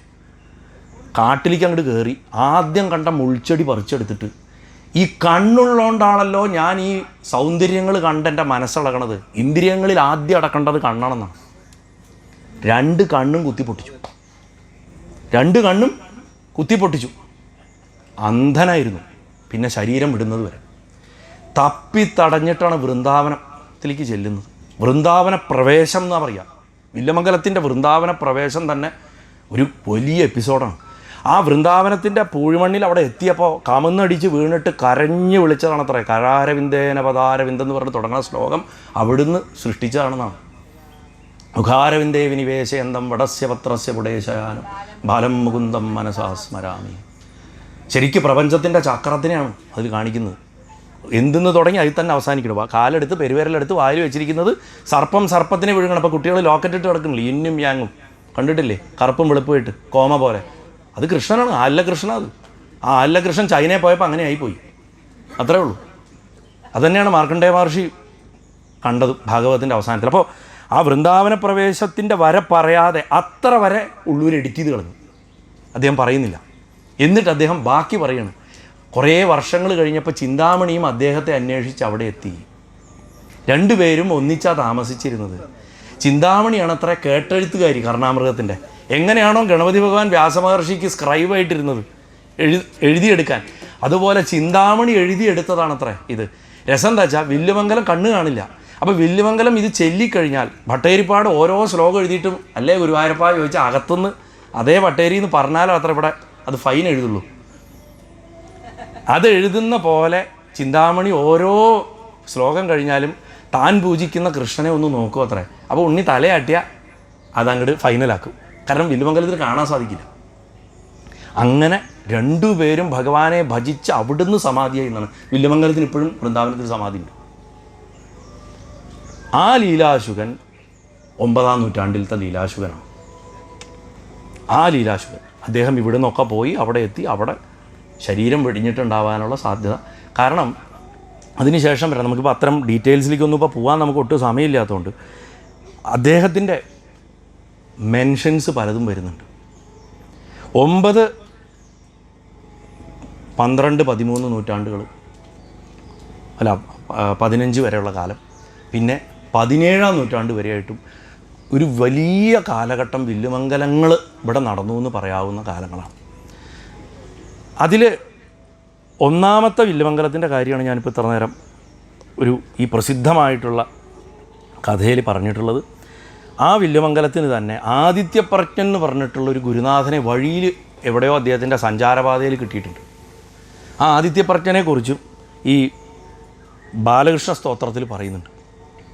അത് വരണ വഴി ഇത് അച്ഛൻ്റെയും അമ്മയും പറഞ്ഞതിന് ശേഷം അനൃണസ്യ ഹി യസ്യാസന്നധമർണ മരുദ്ഗണ യസ്യതൽ പ്രിയസർവസ്വം രാഘവേശാന സംജ്ഞകം എന്നൊക്കെ പറഞ്ഞിട്ടുള്ള ഒരു ഭാഗം വന്നിട്ട് അമുഷ്യ കരുണാപാത്രമസ്തി മസ്കരിണം മണി ആദിത്യപ്രജ്ഞ സംജ്ഞം എന്ന് പറഞ്ഞിട്ട് ആ ഗുരുനാഥനെ വന്ദിച്ചിട്ടാണ് ഇത് പറയുന്നത്.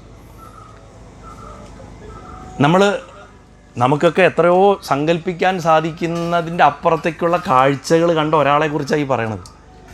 അത് ഒരാളാവ 2 ആളാവ എന്നുള്ളതൊക്കെ വിട്ടേക്കുക, അതിൻ്റെ ചരിത്ര വസ്തുതകളൊക്കെ വിട്ടേക്കുക. അതിൽ നിന്നൊക്കെ കോമണായിട്ട് നമുക്ക് കിട്ടുന്ന ഒരു ഊർജ്ജമുണ്ട്. ആ ഊർജ്ജത്തിനെ പിടിക്കാൻ വേണ്ടിയിട്ട് അതൊക്കെ പറയണം. അത്രയും നേരം നമ്മൾ അദ്ദേഹത്തെയും ഭഗവാനെയും ധ്യാനിക്കും. ആ ധ്യാനം കിട്ടാൻ വേണ്ടിയിട്ടാണ് ഈ കഥയൊക്കെ പറയണത്, അല്ലാണ്ട് ഇതൊന്നും ഇപ്പോൾ ഓർത്ത് വയ്ക്കാൻ വേണ്ടിയിട്ടല്ല. അപ്പോൾ ആദ്യത്തെ വില്വമംഗലം 9-ാമത്തെ നൂറ്റാണ്ടിലും 2-ാമത്തെ ആൾ ഉള്ളൂർ പറഞ്ഞത് 13-ാം നൂറ്റാണ്ടിലും 3-ാമത്തെ ആൾ 17-ാമത്തെ നൂറ്റാണ്ടിലുമാണ് പറഞ്ഞത്. ഇനി 2-ാമത്തെ ആളിലേക്ക് വരാം. ഈ 2-ാമത്തെ ആൾ വരുന്നത് 13-ാം നൂറ്റാണ്ടാണ്. 12-ാം നൂറ്റാണ്ടിൽ എഴുതിയ ഒരു പുസ്തകമാണ് കോകസന്ദേശം. ഞാൻ ഇനി പറയാൻ പോകുന്നത് വളരെ അപകടം പിടിച്ചൊരു കാര്യമാണ്. വളരെ വളരെ അപകടം പിടിച്ചൊരു കാര്യം. 12-ാം നൂറ്റാണ്ടിലെ കോകസന്ദേശത്തിൽ ഒരു വരിയുണ്ട്, അൻപിൽ കുമ്പിട്ട ചിലതലയാം പിന്നെ നീ പോക പോനാലും പറഞ്ഞ് തുടങ്ങണം. അതായത് ഒരു ശുകം, ഒരു കോകത്തിനെ കാമുകിയുടെ അടുത്തേക്ക് സന്ദേശമായിട്ട് അക്കാലത്തൊരു നമ്പൂതിരി തൻ്റെ പ്രിയതമയുടെ അടുത്തേക്ക് ഒരു സന്ദേശം പറഞ്ഞേക്കും. ഈ കോകം പോകുന്ന വഴിയിൽ കാണുന്ന അമ്പലങ്ങളുടെ വിവരണമാണിതിൽ. ഗുരുവായൂർ പ്രദേശത്തു കൂടെ നടക്കുമ്പോൾ കുരുവയൂർ എൻറു പേരാം പ്രദേശം എന്ന് പറയുന്നുണ്ട്. അൻപിൽ കുൻപിട്ട് അജലതനയാം, ഞാൻ വളരെ സന്തോഷത്തോട് കൂടിയിട്ട് അജലതനയെ കുമ്പിട്ടിട്ട്, അത് ആരാ ചോദിച്ചാൽ കാവീട് കാർത്തിയായിനിയാണ്. ഗുരുവായൂരപ്പൻ്റെ ഗോശാല, രണ്ടാമത്തെ ഗോശാല, വേങ്ങാട് ഗോശാല കഴിഞ്ഞാൽ പിന്നത്തെ വലിയ ഗോശാല നിൽക്കുന്നത് കാവീടാണ്. കാവീട് നിന്ന് കീഴട ക്ഷേത്ര, ആ കാവീട് കാർത്തിയായനിയെ തൊഴുതിട്ട്, അപ്പോൾ ആ അമ്മ അവിടെ ഉണ്ട് ആ കാലത്ത്. അത് കഴിഞ്ഞിട്ട് വലിയ വിശാലമായിട്ട് താമരപ്പൂക്കൾ വിരിഞ്ഞ് നിൽക്കുന്ന ഒരു സരസ് കാണാം. അതിൻ്റെ കരയിൽ ഒരു ദേവി ഇരിക്കേണ്ടതെന്ന് മാത്രമാണ് പറയണത്. കൃഷ്ണൻ്റെ പ്രതിഷ്ഠ അവിടെ ഉള്ളത് പറയണില്ല. ഗുരുവായൂർ ക്ഷേത്രം അവിടെ ഉള്ളത് പറയണില്ല. ഇടത്തിരിയത്ത് അവലെ ഭഗവതി അവിടെ ഉണ്ട്. അപ്പോൾ അതുകൊണ്ട് എന്താ വെച്ചാൽ MGSനെ പോലുള്ളവരൊക്കെ പറഞ്ഞിട്ടുള്ളത് ഗുരുവായൂർ ക്ഷേത്രം കോകസന്ദേശത്തിൻ്റെ കാലത്തിന് ശേഷം ഉണ്ടാക്കിയതാണെന്നാണ് പറയാറ്. അപ്പോൾ അത് എനിക്ക് അംഗീകരിക്കാൻ ഭക്തൻ എന്നുള്ളത് എനിക്ക് ഭയങ്കര ബുദ്ധിമുട്ടായിരുന്നു.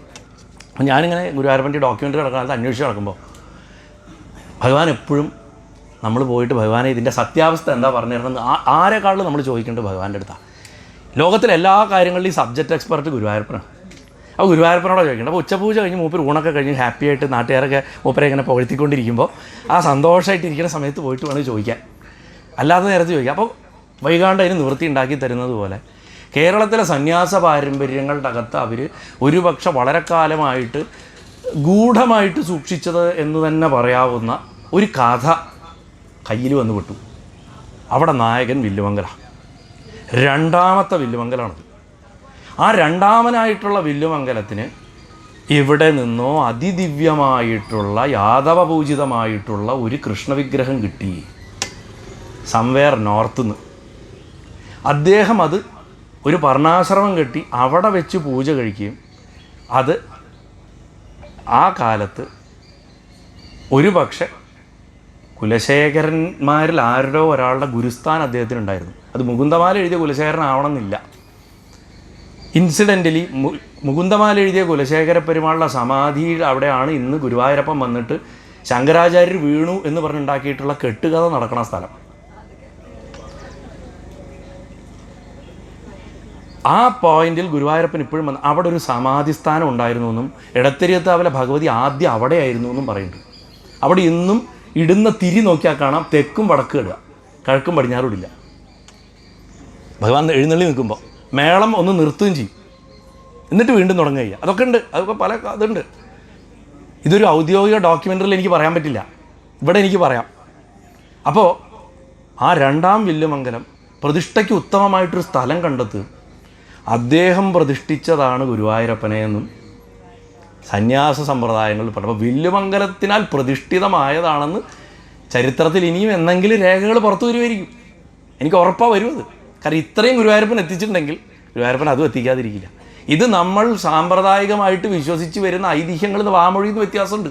പക്ഷേ സന്യാസ പരമ്പരകൾ, അതായത് അദ്ദേഹത്തിൻ്റെ പരമ്പരകൾ തന്നെ ഞാൻ പറയണത്, അവർ വിശ്വസിക്കുന്നത് എങ്ങനെയാണോ പത്മനാഭസ്വാമി ക്ഷേത്രം അദ്ദേഹത്തിനാൽ ഭൂമിയിൽ സ്ഥാപിക്കപ്പെട്ടത്, അതേപോലെ തന്നെ ഗുരുവായൂർ ക്ഷേത്രത്തിൻ്റെ ഇതിലും ഒരു വില്ലുമംഗലം അവിടെ ഇരിപ്പുണ്ട്. ഇനി രണ്ടാമത്തെ കാര്യം, ഈ പത്മനാഭസ്വാമി ക്ഷേത്രവും ഈ ഗുരുവായൂരപ്പനെ പ്രതിഷ്ഠിച്ച അതേ വില്ലുമംഗലമാണെന്നാണ്. അതായത് ഒന്നാമത്തെ വില്ലുമംഗലമല്ല, ഒന്നാമത്തെ വില്ലുമംഗലം പോയി കഴിഞ്ഞു. ഈ രണ്ടാമത് ഈ 13-ാം നൂറ്റാണ്ടിൽ വരുന്ന ആളാണ് പത്മനാഭസ്വാമി ക്ഷേത്രത്തിലെ ആദ്യത്തെ ഇലിപ്പമരം കൊണ്ടുണ്ടാക്കിയിട്ടുള്ള വിഗ്രഹം പ്രതിഷ്ഠിച്ച് അതിൻ്റെ കാല് കത്തിപ്പോയി. മാർത്താണ്ഡവർമ്മയ്ക്ക് ഏകദേശം 20 വയസ്സോ 18 വയസ്സോ ഉള്ളപ്പോൾ ഒരു ഭയങ്കര അഗ്നിബാധ ഉണ്ടായി. അത് കത്തിപ്പോയതിന് ശേഷമാണ്, അന്ന് ചെറിയ അമ്പല, അവിടെ അതിലും പഴക്കമുള്ള ക്ഷേത്രം വേറെയുണ്ട്, അതാണ് പുറത്തെ ഗോപാലകൃഷ്ണൻ. ആ വിഗ്രഹവും ഗുരുവായൂരിലെ വിഗ്രഹം, ആറന്മുളയിലെ വിഗ്രഹം, തിരുവല്ലയിലെ വിഗ്രഹം, ഉടുപ്പിയിലെ വിഗ്രഹം, ചെറിയ കടലായിലെ വിഗ്രഹം, ഇതൊക്കെ ഒറ്റ ബാച്ചിൽ വന്നിട്ടുള്ളതാണ്. ദ്വാരകയുടെ പ്രളയത്തിന് ശേഷം സൗത്തിലേക്ക് കൊണ്ടുവരപ്പെട്ട വിഗ്രഹങ്ങളിൽ പെട്ടാണ് ഇതൊക്കെ. ഇതൊക്കെ ഓരോരുത്തർ പൂജിച്ചതാണ്. അത് ഞാൻ പലപ്പോഴും മുമ്പ് പറഞ്ഞിട്ടുണ്ട്. ഉടുപ്പിയിലിരിക്കുന്നത് രുക്മിണി പൂജിച്ചത്, ചെറിയ കടലായിൽ, അതായത് കണ്ണനൂർ എന്ന് പേര് വരാൻ കാരണമായ കണ്ണൻ ഇരിക്കുന്ന ചെറിയ കടലായിൽ അമ്പലം സത്യഭാമ പൂജിച്ചത്, അർജുനൻ പൂജിച്ചത് ആറന്മുളയിൽ, സാത്വികി പൂജിച്ചത് തിരുവല്ലയിൽ, പത്മനാഭസ്വാമിയിൽ ആര് പൂജിച്ചാൽ നമുക്കിന്നും അറിവായിട്ടില്ല. സാക്ഷാൽ ഭഗവാൻ പൂജിച്ചത് ഗുരുവായൂർ. ഇങ്ങനെ ആ യാദവനാശത്തിന് ശേഷം തെക്കോട്ടേക്ക് കൊണ്ടുവരപ്പെട്ട, കേരളത്തിലേക്ക് പ്രവേശിച്ചിട്ടുള്ള യാദവന്മാർ, തമിഴ്നാട്ടിലേക്ക് പ്രവേശിച്ചവർ ശ്രേഷ്ഠികൾ ചെട്ടിയാന്മാരായി മാറി, നോർത്തിലേക്ക് പോയവർ രാജസ്ഥാനിൽ മാർവാടികളായി, പടിഞ്ഞാട്ടേക്ക് പോയവർ ജൂതന്മാരായി എന്നാണ് പറയുന്നത്. അവർക്കൊക്കെ ഈ യാദവ ക്ലാനുകളുമായിട്ട് ബന്ധമുണ്ട്. അതൊക്കെ നമ്മൾ നരവംശം പഠിക്കുമ്പോൾ വരണതാണ് അതൊക്കെ. അപ്പോൾ അതൊക്കെ അവിടെ നിൽക്കട്ടെ. അപ്പോൾ വില്ലുമംഗലം പ്രതിഷ്ഠിച്ച 2 മഹാക്ഷേത്രങ്ങൾ ഇപ്പോൾ തന്നെ കേരളത്തിൽ വന്നു കഴിഞ്ഞു നമ്മൾ പറയുമ്പോൾ. ഇനി ഇതിനൊക്കെ പുറമെ അദ്ദേഹം പ്രതിഷ്ഠിച്ചിട്ടുള്ള തിരുവാർപ്പ്, ചേർത്തല, അതായത് ഏറ്റവും വലിയ രസം എന്താ വെച്ചാൽ കുറൂരമ്മ പോലും ഈശ്വരനെ ഒരു രൂപത്തിൽ മാത്രം കണ്ടപ്പോൾ സകല രൂപത്തിലും മനുഷ്യൻ ആരാധിക്കണ എന്തൊക്കെ രൂപമുണ്ടോ അതിന് മുഴുവൻ പ്രത്യക്ഷത്തിൽ കണ്ടിരുന്ന ഒരാളാണ് വില്ലുമംഗലം. അതിന് കാരണം എന്താ വെച്ചാൽ അദ്ദേഹത്തിൻ്റെ സമദർശിത്വമാണ്. ഭക്തി 2 തരത്തിലാവാം. ഒന്ന്, ഞാൻ കാണുന്ന ഈശ്വരൻ മാത്രമേ സത്യമുള്ളൂ എന്ന് ഏതവസ്ഥയിലും പറഞ്ഞുകൊണ്ടിരിക്കാം. അതുകൊണ്ട് വലിയ ഗുരുക്കന്മാർ പോലും ലോകത്ത് അബദ്ധങ്ങൾ ഉണ്ടാക്കിയിട്ടുണ്ട്. ആ അബദ്ധങ്ങളുടെ ഫലമാണ് ഇപ്പോൾ ഭക്തിപ്രസ്ഥാനങ്ങളുടെ രൂപത്തിൽ കേരളത്തിനെ നശിപ്പിച്ചുകൊണ്ടിരിക്കുന്നത്, ഭാരതത്തിലെ പൊതുവിലും. പക്ഷേ വില്ലുമംഗലത്തിൻ്റെ പ്രസക്തി എവിടെയാണെന്ന് വെച്ചാൽ ഏതിലും ഈശ്വരനെ കാണാൻ പഠിപ്പിച്ചു എന്നുള്ളതാണ്. ഏത് മൂർത്തിയെയും ഒരു തെറിവാക്ക് പറഞ്ഞിട്ട് മുടിക്കുത്തിന് പിടിച്ചിട്ട് പ്രതിഷ്ഠിച്ചു എന്നാണ് ചേർത്തല ഭഗവതിയെ, തിരുവാർപ്പിലെ കൃഷ്ണനെ. മാത്രമല്ല വില്ലുമംഗലത്തിൻ്റെ മറ്റൊരു മഹത്വം എന്താണെന്ന് വെച്ചാൽ അദ്ദേഹം ഈ പ്രതിഷ്ഠിച്ച സ്ഥലങ്ങളിലൊക്കെ തന്നെ ആ ദേവൻ്റെ അവിടുത്തെ ഭാവത്തിനനുസരിച്ചിട്ടാണ് അദ്ദേഹം പൂജാക്രമം നിശ്ചയിച്ചു കൊടുത്തത്. അല്ലാണ്ട് ഞാൻ പഠിച്ച പുസ്തകം ഇതാണ്, എനിക്കിത് അറിയുള്ളൂ, അതുകൊണ്ട് ഇവിടുത്തെ ദേവൻ ഇപ്പം കഴിക്കുന്നത് മാറ്റണം, ഇവിടെ ഇങ്ങനെ വേണം, മാരിയമ്മയെ കാളിയാക്കുക, കൊടിവരം വയ്ക്കുക, ബലിക്കല്ല് വയ്ക്കുക, ഇതൊന്നുമല്ല. ആ ദേവത എന്താണോ അത് അറിഞ്ഞു ചെയ്ത ബ്രാഹ്മണോത്തമനായിട്ടുള്ള ഭക്തനായിരുന്നു അദ്ദേഹം. കാരണം എന്താ അറിയോ, കയ്യിൽ മരുന്നുണ്ട്, പണിയറിയണവൻ എവിടെയും നിപുണനായിരിക്കും, ഒരു സംശയമില്ല. ആ ദേവതയെ ഹാൻഡിൽ ചെയ്യാൻ അറിയണം. ഭാരതീയൻ കണ്ടുപിടിച്ച ഏറ്റവും വലിയ ഇൻവെൻഷൻ എന്താ അറിയോ? കുട്ടികളുടെ അടുത്താ ചോദ്യം, എന്താ നമ്മുടെ ഏറ്റവും വലിയ കണ്ടുപിടുത്തം അറിയോ? ആവാഹിക്കാൻ പഠിക്കുക. ഊർജത്തിനെ ഒരു സ്ഥലത്ത് നിന്ന് എടുക്കുക, അതിനെ ചുരുക്കുക, വളർത്തുക, വേറെ സ്ഥലത്തിടുക, അവിടെ നിന്ന് എടുക്കുക, വേറെ സ്ഥലത്തേക്ക് മാറ്റുക. ഈ വിദ്യ അറിയണത് ഇന്ത്യക്കാരന് മാത്രമേ ഉള്ളൂ. അതിനാണ് ആവാഹനം, ഉദ്വസനം എന്ന് പറയും. ഈ വിദ്യ സ്വന്തം ആത്മാവ് എന്നെടുത്താലും പ്രകൃതിയിൽ ഒരു സ്ഥലത്ത് കണ്ടെത്തിയാലും അതിനെ താന്തോന്നി എന്നും ശിവൻ സ്വയംഭൂ എന്നും ഒക്കെ പറയും. അതാണ് താന്തോന്നി. ശരിക്ക് തൃത്താന്തോന്നി എന്നൊക്കെ ശിവക്ഷേത്രങ്ങൾക്ക് പേര് കണ്ടിട്ടില്ലേ? തന്നെത്താൻ തോന്നിയത്. ആ വിദ്യ നന്നായിട്ട് സ്വായത്താക്കിയിട്ടുള്ള ഒരാളായിരുന്നു വില്ലുമംഗല സ്വാമിയാർ. വില്ലുമംഗലം കാണാത്ത ഏതെങ്കിലും ദേവീദേവന്മാരുണ്ട്? വടക്കുന്നാഥനിൽ ചെന്നപ്പോൾ ഭഗവാനെ ശ്രീകോവിലിൻ്റെ അകത്തുനിന്ന് കാണാൻ പറ്റാതെ ഇപ്പോൾ അയ്യോ എനിക്ക് ഭഗവാനെ കാണാനുള്ള ശേഷി നഷ്ടപ്പെട്ട ഇവർ കരഞ്ഞുകൊണ്ട് ഓടിയുന്നതാണ്. അത്ര നിഷ്കളങ്കനാ.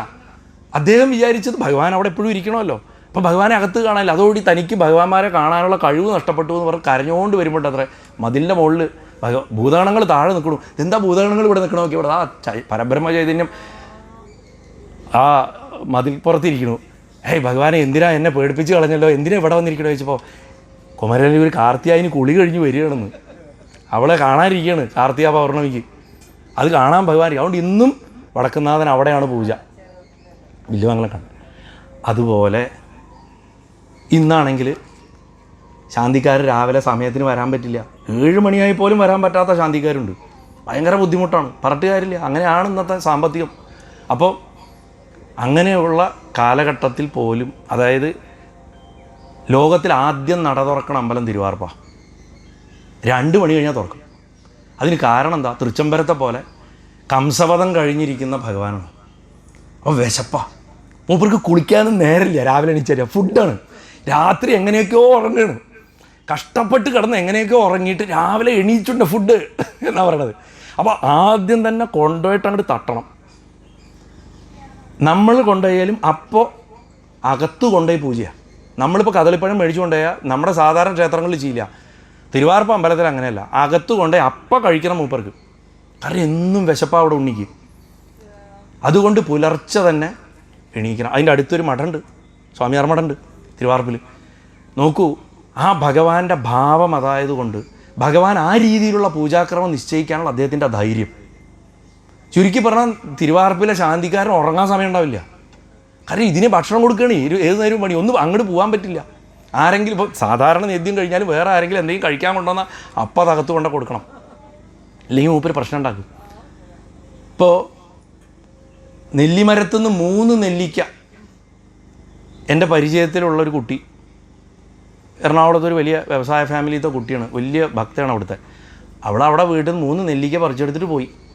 കാറിൽ വെച്ചിട്ട് 1 നെല്ലിക്ക അവളുടെ ഭർത്താവ് കഴിച്ചു, 1 നെല്ലിക്ക മകനും കഴിച്ചു, ബാക്കി 1 നെല്ലിക്ക ഉണ്ടല്ലോ, എന്നാൽ അത് പറഞ്ഞിട്ട് കൊണ്ടേ വെച്ച് കൊടുത്തു. അകത്ത് കൊണ്ടേ നേദിക്കലൊക്കെ കഴിഞ്ഞ് തിരിച്ചു വന്നു കഴിഞ്ഞപ്പോൾ ഇവർക്ക് എന്തോ ഒരു പെശക് തോന്നി. ഇവർ പോയിട്ട് കവടി വെപ്പിച്ചപ്പോൾ പറഞ്ഞു, 2 നെല്ലിക്ക എനിക്ക് കിട്ടാനുള്ളത് അടിച്ചു മാറ്റിയിട്ടുണ്ട്, അത് ഒന്ന് നിൻ്റെ ഭർത്താവും ഒന്ന് നിൻ്റെ മകനെ കഴിച്ച് എനിക്ക് ആ 2 നെല്ലിക്ക പലിശ സഹിതം കൊണ്ടുവരണം. അങ്ങനെ ഒരു പറ നെല്ലിക്ക അവളെ കൊണ്ട് ഈ അടുത്ത് ഒരു 3-4 മാസം മുമ്പ് ഉണ്ടായ സംഭവമാണ്. അതാണ് തിരുവാർപ്പല ഭഗവാൻ. അപ്പോൾ അങ്ങനെ ഒരു മൂർത്തിയെ പ്രതിഷ്ഠിക്കണമെങ്കിൽ, അതിനെ ഉൾക്കൊള്ളണമെങ്കിൽ, അതിനെ ഹാൻഡിൽ ചെയ്യണമെങ്കിൽ ആ ഉപാസകൻ്റെ ശക്തി എന്തായിരിക്കണം? അതായത് ഭഗവാന്റെ ഇച്ഛയറിഞ്ഞ് കിം കരോമി, ഞാൻ എന്താ ചെയ്യേണ്ടത്, കിങ്കരൻ ആയിട്ട് നിന്ന് പ്രതിഷ്ഠിക്കണവനായിരിക്കും. അല്ലാണ്ട് ഞാൻ 10 വിരലിൽ മോതിരിട്ട് കിടക്കണ ഈശ്വരൻ്റെ അച്ഛനാണെന്ന് പറഞ്ഞ് നടക്കുന്ന ആൾക്കാരെ കൊണ്ടല്ല ഇവിടെ ആവശ്യം. അതല്ല നമുക്ക് ആവശ്യം. ആ ഈശ്വരനെ അറിഞ്ഞ് ആരാധിക്കാൻ, അവൻ്റെ വേദന, അത് ഞാൻ നേരത്തെ പറയാം, എന്നെ പിച്ചി അതിന് വേനിക്കും. ഈശ്വരനെ വ്യക്തിയായിട്ട് കാണാനുള്ള കഴിവുണ്ടാവുക എന്നുള്ളത്. അപ്പോൾ വില്ലുമംഗലം ശരിക്കും എന്താ വെച്ചാൽ വ്യക്തിഗതമാക്കി മാറ്റി ഈശ്വരാരാധന. ഭക്തിയിലേക്ക് വ്യക്തിത്വത്തിനെ കൊണ്ടുവന്നു. ഈശ്വരൻ്റെയും മനുഷ്യൻ്റെ ഇടയിൽ ഇടനിലക്കാരെ ഇല്ലാണ്ടാക്കി. ഇടനിലക്കാരൻ വേണ്ട ഈശ്വരനെ കിട്ടാൻ. ആ ഈശ്വരൻ എന്ന് പറഞ്ഞു കഴിഞ്ഞാൽ നമ്മൾ രാവിലെ എണീച്ച് കുളി കഴിഞ്ഞിട്ട് 10 മിനിറ്റ് പോയിട്ട് സംസാരിക്കേണ്ട ഒരാൾ മാത്രമല്ല, സങ്കടം വരുമ്പോൾ മാത്രം വിളിക്കേണ്ട ഒരാളല്ല, സദാ നമ്മുടെ കൂടെ നടക്കേണ്ട, നമ്മുടെ സകല കുരുത്തക്കേടുകളിലും നമ്മുടെ കൂട്ടിൽ നടക്കേണ്ട, നമ്മുടെ എല്ലാ നല്ല കാര്യങ്ങളിലും കൂട്ടിൽ നടക്കേണ്ട, നമ്മുടെ പ്രവൃത്തികളുടെ മുഴുവൻ ഭോക്താവായിട്ടുള്ള ഏതൊരു ചൈതന്യമുണ്ട് ആ ചൈതന്യമായിട്ട് കൊണ്ടു നടക്കാനാണ് അദ്ദേഹം ശ്രമിച്ചത്. നമ്മൾ സാധാരണ മനുഷ്യനെ പോലുള്ള സകല കൺഫ്യൂഷൻസും അദ്ദേഹത്തിനുണ്ടായിരുന്നു. ചില്ലറ കൺഫ്യൂഷൻസൊന്നുമല്ല അദ്ദേഹത്തിന് പലപ്പോഴും ഉണ്ടായിട്ടുള്ളത്. അത് ഭഗവാൻ ശരിക്കും പരീക്ഷിച്ചിട്ടുമുണ്ട്. ഇപ്പോൾ ഉദാഹരണത്തിന് ഭഗവാന്റെ ഈ വില്ലുമംഗലത്തിൻ്റെ പല കഥകളിൽ നമുക്ക് നോക്കുമ്പോൾ കാണുന്ന ഒരു പ്രധാനപ്പെട്ട എന്താ പറയുക ഒരു വശം, അദ്ദേഹത്തിൻ്റെ ഉള്ളിൽ എവിടെ ഒരു ഈഗോ ഉണ്ടായിരുന്നു. ഒരു ഈഗോ, അതായത് അത് എല്ലാ ഭക്തന്മാർക്കും വരണേ. അപ്പോൾ കഴിഞ്ഞ മുതുവറ ഭാഗവതം യജ്ഞം നടക്കുമ്പോൾ ഞാൻ പലപ്പോഴും പറയണം വിചാരിച്ച് പറഞ്ഞാൽ അന്ന് ഞാൻ ഏറ്റവും കൂടുതൽ ഇങ്ങനെ ഉള്ളിൽ നിന്ന് എന്തോ പൊട്ടി വരണ മാതിരി അങ്ങോട്ട് വന്നിട്ട് ഞാൻ പറഞ്ഞു പോയൊരു കാര്യമുണ്ട്. നിങ്ങൾ ജീവിതത്തിൽ അഹങ്കരിച്ചോ, എന്തു വേണമെങ്കിലും കാണിച്ചോ, പക്ഷെ ആധ്യാത്മിക വേഷമിട്ടതിന് ശേഷം അഹങ്കരിക്കരുത്. കാരണം ജീവിതത്തിൽ അഹങ്കരിക്കണമെന്നൊരു പാപമേ അല്ല ആധ്യാത്മിക വേഷമിട്ടതിന് ശേഷം അഹങ്കരിക്കുക എന്ന് പറഞ്ഞാൽ. അതിൻ്റെ ഒരു തരിമ്പ് പോലും വന്നു കഴിഞ്ഞാൽ അതിൻ്റെ ആ വീഴ്ചയുടെ എന്താ പറയുക ആഘാതം അത്ര വലുതായിരിക്കും പിന്നീട് വരിക. അത് പലതവണ കിട്ടിയിട്ടുള്ള ഒരാളാണ് വില്ലുമംഗല സ്വാമിയാർ.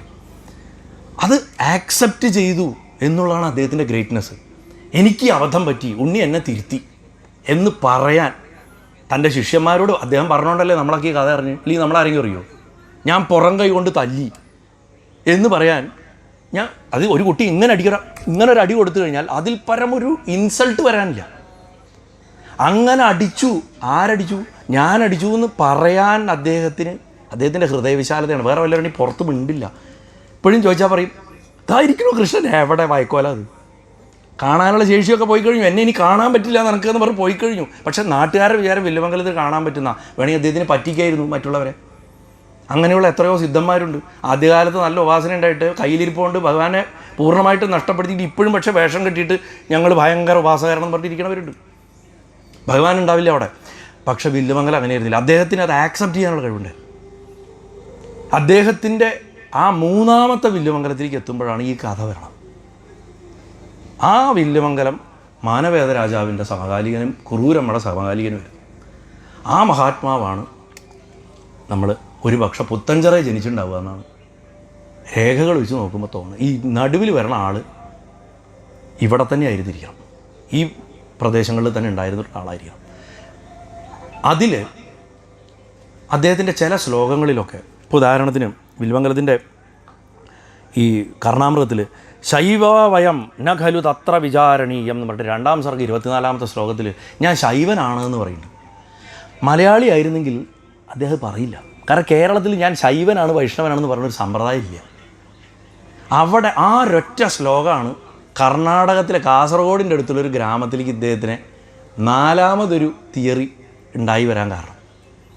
അത് ദിവാകരൻ എന്ന് പറയുന്ന മുനിയും ഇദ്ദേഹവും ഒന്നാണെന്നുള്ള കൂട്ടിക്കെട്ടുന്നതിലേക്ക് കൊണ്ടുപോയി അവസാനിക്കുകയും ചെയ്തു. അദ്ദേഹത്തിൻ്റെ കൃതികളൊക്കെ വരെയാണ്. ആ കൃതികൾ കുറേ എണ്ണം ഗോപി സാർ ഇപ്പോൾ വായിച്ചു ഇവിടെ. ആ കൃതികളുടെ ലിസ്റ്റ് പറഞ്ഞപ്പോൾ അതിൽ ചിലതൊക്കെ വില്ലുമംഗലത്തിൻ്റെ അല്ല ദിവാകരൻ്റെ ആണെന്നൊക്കെ വാദിക്കുന്ന പണ്ഡിതന്മാരൊക്കെ ഉണ്ട്. പണ്ഡിതന്മാരെന്തോ ആയിക്കോട്ടെ, നമുക്ക് ഈ 3 കാലഘട്ടങ്ങളിൽ ജീവിച്ചിരുന്ന ആൾക്കാരെ നമുക്ക് ഒരു വ്യക്തിത്വമായിട്ട് കണ്ടിട്ട് ആ വ്യക്തിത്വത്തിൻ്റെ ഗുണങ്ങളെ മാത്രം എടുത്തിട്ടാണ് നമ്മൾ പോകുന്നത്. ഞാനിപ്പോഴും ചെറിയ ചിന്തകളായിട്ട് ഇട്ട് കൊടുക്കാറ്, സ്ട്രക്ചർ ചെയ്ത് ഇട്ട് കൊടുക്കാറ്. സ്ട്രക്ചർ ചെയ്ത് ഇട്ട് കൊടുത്തിട്ട് കാര്യമില്ല. ഇതിൻ്റെ അകത്തൊക്കെ നമുക്ക് നഷ്ടപ്പെട്ടു പോണ ഭാവതലങ്ങളുണ്ട്. അത് പോരുത്. കാരണം ഇവിടെ ഞാൻ പറഞ്ഞല്ലോ, ഇത് ഭക്തിയുടെയും കൂടെ വിഷയമാണ്. ആ 3ാമത്തെ വില്ലുമംഗലത്തിനും മാനവേദനും കുറൂരമ്മയ്ക്കും ഒരു ഗുരുനാഥനായിരുന്നു. അതേ സമയത്ത് തന്നെ മാനവേദൻ ഈ വില്ലുമംഗലത്തിൻ്റെ ശിഷ്യനുമായിരുന്നു. അതായത് അവർ ചേലന്മാരുമായിരുന്നു. അതായത് ഒരേ ഗുരുവിൻ്റെ ശിഷ്യരുമായിരുന്നു, തമ്മിൽ ഗുരു ശിഷ്യനുമായിരുന്നു. ആ ഗുരുനാഥനായിട്ടുള്ളത് ഒരു ഗോസായി ആയിട്ടുള്ളൊരു സന്യാസിയാണ്. ആ സന്യാസിയുടെ കയ്യിൽ നിന്നാണ് ഈ പ്രത്യക്ഷ ഗോപാല മന്ത്രം കിട്ടിയത്. ഈ പ്രത്യക്ഷ ഗോപാല മന്ത്രം ഇവർ 3 പേരും 3 രീതിക്കാണ് ഉപാസിച്ചത്. കുറൂരം അവരും എനിക്ക് എപ്പോഴും കൂടെ കാണണമെന്ന് അങ്ങനെയായിരുന്നു സങ്കല്പം വെച്ചത്. വില്ലുമംഗലം പറഞ്ഞത് ആഗ്രഹിക്കുമ്പോൾ ദിവസത്തിൽ ഒരു നേരമെങ്കിലും എനിക്ക് കാണാൻ സഹിച്ചാൽ മതി. ഭഗവാന്റെ അടുത്ത് കുറച്ചുകൂടെ വിനയം കാണിച്ചു.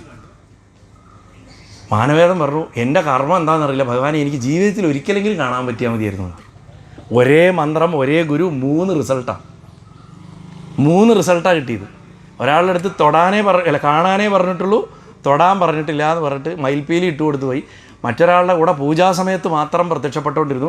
വേറൊരാളുടെ വീട്ടിൽ അടുക്കളപ്പണിയും സകല പണിയും എല്ലാം ചെയ്തുകൊണ്ട് ഗുരുവായൂരപ്പൻ നടന്നു. അപ്പോൾ വ്യക്തിയായിട്ട് ഭഗവാനെ മാറ്റിയെടുത്ത 3 ആൾക്കാരായിരുന്നെങ്കിലും കുറൂരമ്മയാണ് ആ കാര്യത്തിൽ ഏറ്റവും ഹൈറ്റ്, ഒരു സംശയമില്ല. അതിൽ കുറൂരമ്മയുടെ വിശ്വാസത്തിൻ്റെ തലമേ വേറിയായിരുന്നു. വില്ലുമംഗലത്തിന് അത് കുഞ്ഞാണെങ്കിലും ഭഗവാനാണെന്നുള്ള ബോധം എപ്പോഴും ഉണ്ടായിരുന്നു. കാരണം അദ്ദേഹം സന്യാസിയും കൂടിയാണ്, വേദാന്തിയാണ്. അദ്ദേഹം ശങ്കരമാർഗത്തിൽ വരുന്ന ആളാണ്, വേദാന്തി, അദ്വൈത വേദാന്തിയാണ്. അപ്പോൾ അദ്ദേഹത്തിന് വെച്ചാൽ ഉള്ളിൻ്റെ ഉള്ളിൽ അദ്ദേഹത്തിന് അറിയാം, എന്ത് ഉണ്ണീന്ന് വിളിച്ചാലും രാത്രി കിടക്കാൻ പോകുമ്പോൾ പരബ്രഹ്മമേ നിന്നെ കുട്ടിയായിട്ട് കാണുന്നത് ക്ഷമിക്കണേ എന്ന് പ്രാർത്ഥിക്കണം പറയും. അതൊരു അപരാധം പറയും. കൊച്ചു കുട്ടിയായിട്ട് ഇടാ പോടാന്നൊക്കെയല്ലേ നമ്മൾ വിളിക്കുന്നത്. അതിനെ അങ്ങനെ വിളിക്കരുത്, അത് പരബ്രഹ്മമാണ് എന്നുള്ള ബോധം അദ്ദേഹത്തിന് ദിവസത്തിൽ കുറച്ച് നേരമെങ്കിലും ഉണ്ടാവും. അപ്പോൾ അതുകൊണ്ട് അദ്ദേഹം ഭഗവാന്റെ അടുത്ത് സംശയനിവൃത്തി വരുത്തുന്നത് പോലും ശ്രദ്ധിച്ചിട്ടായിരുന്നു എന്നാണ്. ഒരു വയറുവേദനക്കാരൻ്റെ കഥയുണ്ട്. ആ വയറുവേദനക്കാരൻ വില്ലുമംഗലത്തിൻ്റെ അടുത്ത് എന്നും പറയും, അമ്പലത്തിൽ നിന്ന് പോകുമ്പോഴും വരുമ്പോഴും ഒക്കെ വയറുവേദനയാണെന്ന് പറയും. ആ വയറുവേദനയാണെന്ന് പറയുമ്പോൾ എന്താ മാർഗം, അങ്ങിത്ര സിദ്ധനല്ലേ, ഒന്ന് മാറ്റിത്തരണം പറയും. അവൻ ചോദിക്കുമ്പോൾ ഞാൻ ഭഗവാനോട് ചോദിച്ചിട്ട് പറയാം എന്ന് പറഞ്ഞു. അവസാനം ശല്യം സഹിക്കാണ്ട് ഇയാൾ എന്നും ചോദിക്കുക. ഭഗവാന്റെ അടുത്ത് അന്നത്തെ ദിവസം പൂജയ്ക്ക് ഉണ്ണി വന്നപ്പോൾ ഉണ്ണിയോട് ചോദിച്ചു. ഉണ്ണി അവിടെ ഇരുന്ന് കാല് നീട്ടിയിരുന്ന് എന്തോ ചെയ്തുകൊണ്ടിരിക്കുക. ഉണ്ണി ഇങ്ങനെ ഒരാൾ ചോദിച്ചു, എന്താ അയാളുടെ വയറുവേദന ഇങ്ങനെ, അത് മാറുമോ? ചോദ്യം ശ്രദ്ധിക്കണം. ഗുരുവായൂരപ്പൻ്റെ അടുത്ത് എന്ത് ചോദിക്കുമ്പോൾ ആ ചോദ്യം കറക്റ്റായിട്ട് കടലാസിൽ ആദ്യം എഴുതണം. 10 പ്രാവശ്യം ആലോചിക്കണം, എന്നിട്ടേ ചോദിക്കാവൂ. ചാടി കയറിയിട്ടൊന്നും പ്രാർത്ഥിക്കരുത്. ചോദിക്കാതെ ഭഗവാൻ ഒന്നേ തരുള്ളൂ, തന്നെ തരും. ബാക്കിയെല്ലാം ചോദിച്ചത് നമ്മൾ എന്ത് ചോദിച്ചോ അത് തരും, അത് കൃത്യമാണ്. അപ്പോൾ ചോദിച്ചു, ഇത് മാറുമോ, എന്താ മാറാത്ത, എന്താ വഴി എന്ന് ചോദിച്ചു. 7 ജന്മം കഴിഞ്ഞാലല്ലാണ്ട് മാറില്ല, അയാൾ അത്ര പാപം ചെയ്തിട്ടുണ്ട് എന്ന് പറഞ്ഞു. വില്ലുമംഗലം ബാക്കി ചോദിക്കാൻ നിന്നില്ല. അപ്പോഴേക്കും ഭഗവാന്റെ ഒന്ന് ഉത്തരം കിട്ടിയല്ലോ, ചാടി. അത് പല ഉപാസനയിൽ നമുക്ക് വരുന്നൊരു പ്രശ്നമാണ്. ഇത് വെറും കഥയായിട്ട് തള്ളിക്കളയരുത്.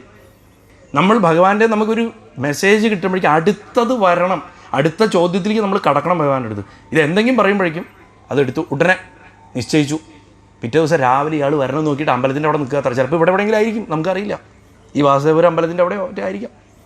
അയാളെ കണ്ടുടനെ ചാടിക്ക് പറയും, അതേ താൻ മഹാഭാവിയാ, 7 ജന്മമായിട്ടേ താൻ നീ അനുഭവിക്കും ഇത് മുഴുവൻ, തൻ്റെ അത്രയും കിടക്കുകയാണ് എന്ന് പറഞ്ഞിട്ട് വളരെ, അത് ചില ഉപാസകർക്ക് വരണ പ്രശ്നമാണ്. അതായത് അവിടെ നമ്മളെന്തോ ഒരു പടി മുകളിലാണ് മറ്റുള്ളവരെക്കാളും എന്നൊരു ഭാവം നമുക്ക് അറിയാണ്ട് വരും. അത് ഭഗവാൻ നമുക്ക് ഇട്ട് തരണ ഏറ്റവും വലിയ പരീക്ഷണം അത്രേ. അത് വില്ലുമംഗലം എങ്ങനെ മനസ്സിലാക്കിയതെന്ന രസം. അപ്പോൾ അദ്ദേഹത്തിന് അവിടെ തെറ്റുപറ്റി. അപ്പോൾ ഭഗവാൻ അതിനെ മാറ്റാൻ വേണ്ടിയിട്ടായിരിക്കണം ഈ വയറുവേദനക്കാരനെ കുറൂരമ്മയുടെ അടുത്തേക്ക് പോകാൻ പ്രേരിപ്പിച്ചു. ആ കുറൂരമ്മ ഒരു ദിവസം ഇങ്ങനെ വരുമ്പോൾ ഈ വയറുവേദനക്കാരൻ പറയുകയാണ്, അമ്മേ എൻ്റെ കാര്യം കഷ്ടമാണ്, ഞാൻ മഹാഭാവിയാണ്. അത് താൻ മഹാഭാവിയാണെന്ന് ആരാ പറഞ്ഞു? വില്ലുമംഗലം പറഞ്ഞു ഞാൻ മഹാഭാവിയാണെന്ന്. എനിക്കിനി വേറെ ആരും പറയാനില്ല, ഇതിന് കവിഞ്ഞൊരു സർട്ടിഫിക്കറ്റ് എനിക്ക് കിട്ടാനില്ല, അതുകൊണ്ട് എൻ്റെ ജീവിതം ഇങ്ങനെ പോകും, ഞാൻ വയറ് വേനിച്ച് മരിക്കുകയുള്ളൂ പറഞ്ഞു. അങ്ങനെ വിട്ടാൽ പറ്റില്ലല്ലോ, നിങ്ങൾ ഇങ്ങനെ കഷ്ടപ്പെടുക എന്ന് ചോദിച്ചിട്ട് അവിടെ ഇരിക്കൂ. എന്നിട്ട് അകത്ത് പോയി ഒരു ഉരുള ചോറ് കൊണ്ടുവന്നിട്ട് ഇതങ്ങോട്ട് കഴിച്ചോളൂ പറഞ്ഞു. അത് കഴിച്ചു, വയറുവേന മാറി. അത് കഴിഞ്ഞ് പിറ്റേ ദിവസം അമ്പലത്തിൻ്റെ അവിടെ ഇയാൾ കാത്തു നിൽക്കുക വില്ലുമംഗലം വരാൻ വേണ്ടി. ഇപ്പോൾ വില്ലുമംഗലമല്ല കാത്തു നിൽക്കുക, ഇയാൾ കാത്തു നിൽക്കുക. സ്വാമിയല്ലേ പറഞ്ഞത് എൻ്റെ വയറുവേന മാറില്ലാന്ന്. എൻ്റെ വയറുവേന മാറി. ആ കുറൂരമ്മയോട് പോയിട്ട് ഒരു കാര്യം പറയുള്ളൂ, അവർ ചോറില്ല എന്ന് എൻ്റെ അസുഖം മാറി എന്ന് പറഞ്ഞു. നിങ്ങളും അവരും ഒരാളെ തന്നെയല്ലേ പൂജ കഴിക്കണമെന്ന് ചോദിച്ചു. വില്ലുമംഗലത്തിന് നെഞ്ചിലവിടെ കാത്തി കൊണ്ട് കുത്തു കിട്ടി വരും. ഉപാസകന്മാർക്ക് വലിയൊരു പ്രശ്നമാണ്. ഭഗവാൻ തന്നെ വിട്ട് മറ്റൊരു ഭക്തനെ സ്നേഹിക്കുക എന്ന് പറഞ്ഞാൽ ഉടനെ തിരിച്ച് പാഞ്ഞ് വീട്ടിൽ ചെന്ന് ഉണ്ണിയെ വിളിച്ചു. ഉണ്ണി വന്നു. തോന്നിയ ദിവസം കാണിക്കുക ആളെ അപമാനിക്കാൻ, അങ്ങനെ ചോദിച്ചു. ആ തോന്നിയാവാസം കാണിക്കണമെന്ന് ചോദിച്ചു. എന്ത് തോന്നിയാവാസം കാണിച്ചു ഞാൻ?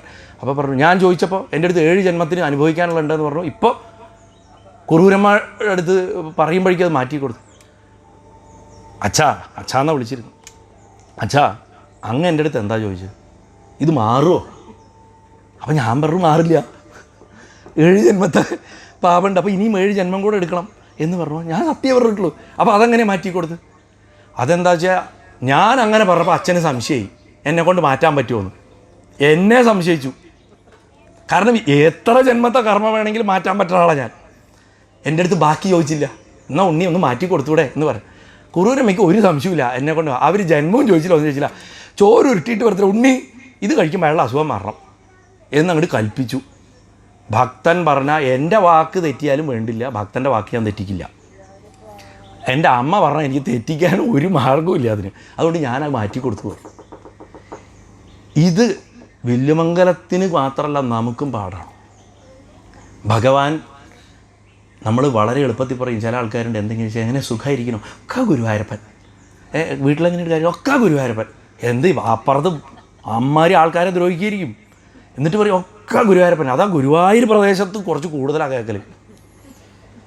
ഏറ്റവും അപകടം പിടിച്ചൊരു സ്ഥലത്താണ് ഗുരുവായൂരപ്പൻ ഇരിക്കുന്നത് പലപ്പോഴും എനിക്ക് തോന്നാറുണ്ട്. കാരണം അവിടെ ഇരുന്നിട്ട് മൂപ്പരെ ഇങ്ങനെ വിറ്റ് തിന്നുന്ന, ഇതൊക്കെ പറയാം ലൈസൻസ് തന്നിട്ടുള്ള ആളാണ് ഞാൻ, അതൊക്കെ പറയും ഞാൻ. അപ്പോൾ അവിടെ ഇരുന്നിട്ട് ഇത് ചെയ്തുകൊണ്ടിരിക്കുമ്പോൾ ഒക്കെ ഗുരുവായൂരപ്പൻ എന്ന് പറയുമ്പോൾ ഞാൻ ആലോചിക്കും ഒരു കുത്ത് കിട്ടിയില്ലേ നെഞ്ചിൽ ചോദിക്കും. അങ്ങനെ കുത്തു വാങ്ങിയിട്ടാണ് ഗുരുവായൂരപ്പൻ ഇരിക്കണം. നമ്മൾ പൊള്ളത്തര പറയണം. നമുക്ക് ശരണാഗതിയില്ല, സമ്പൂർണ്ണ ശരണാഗതിയില്ല.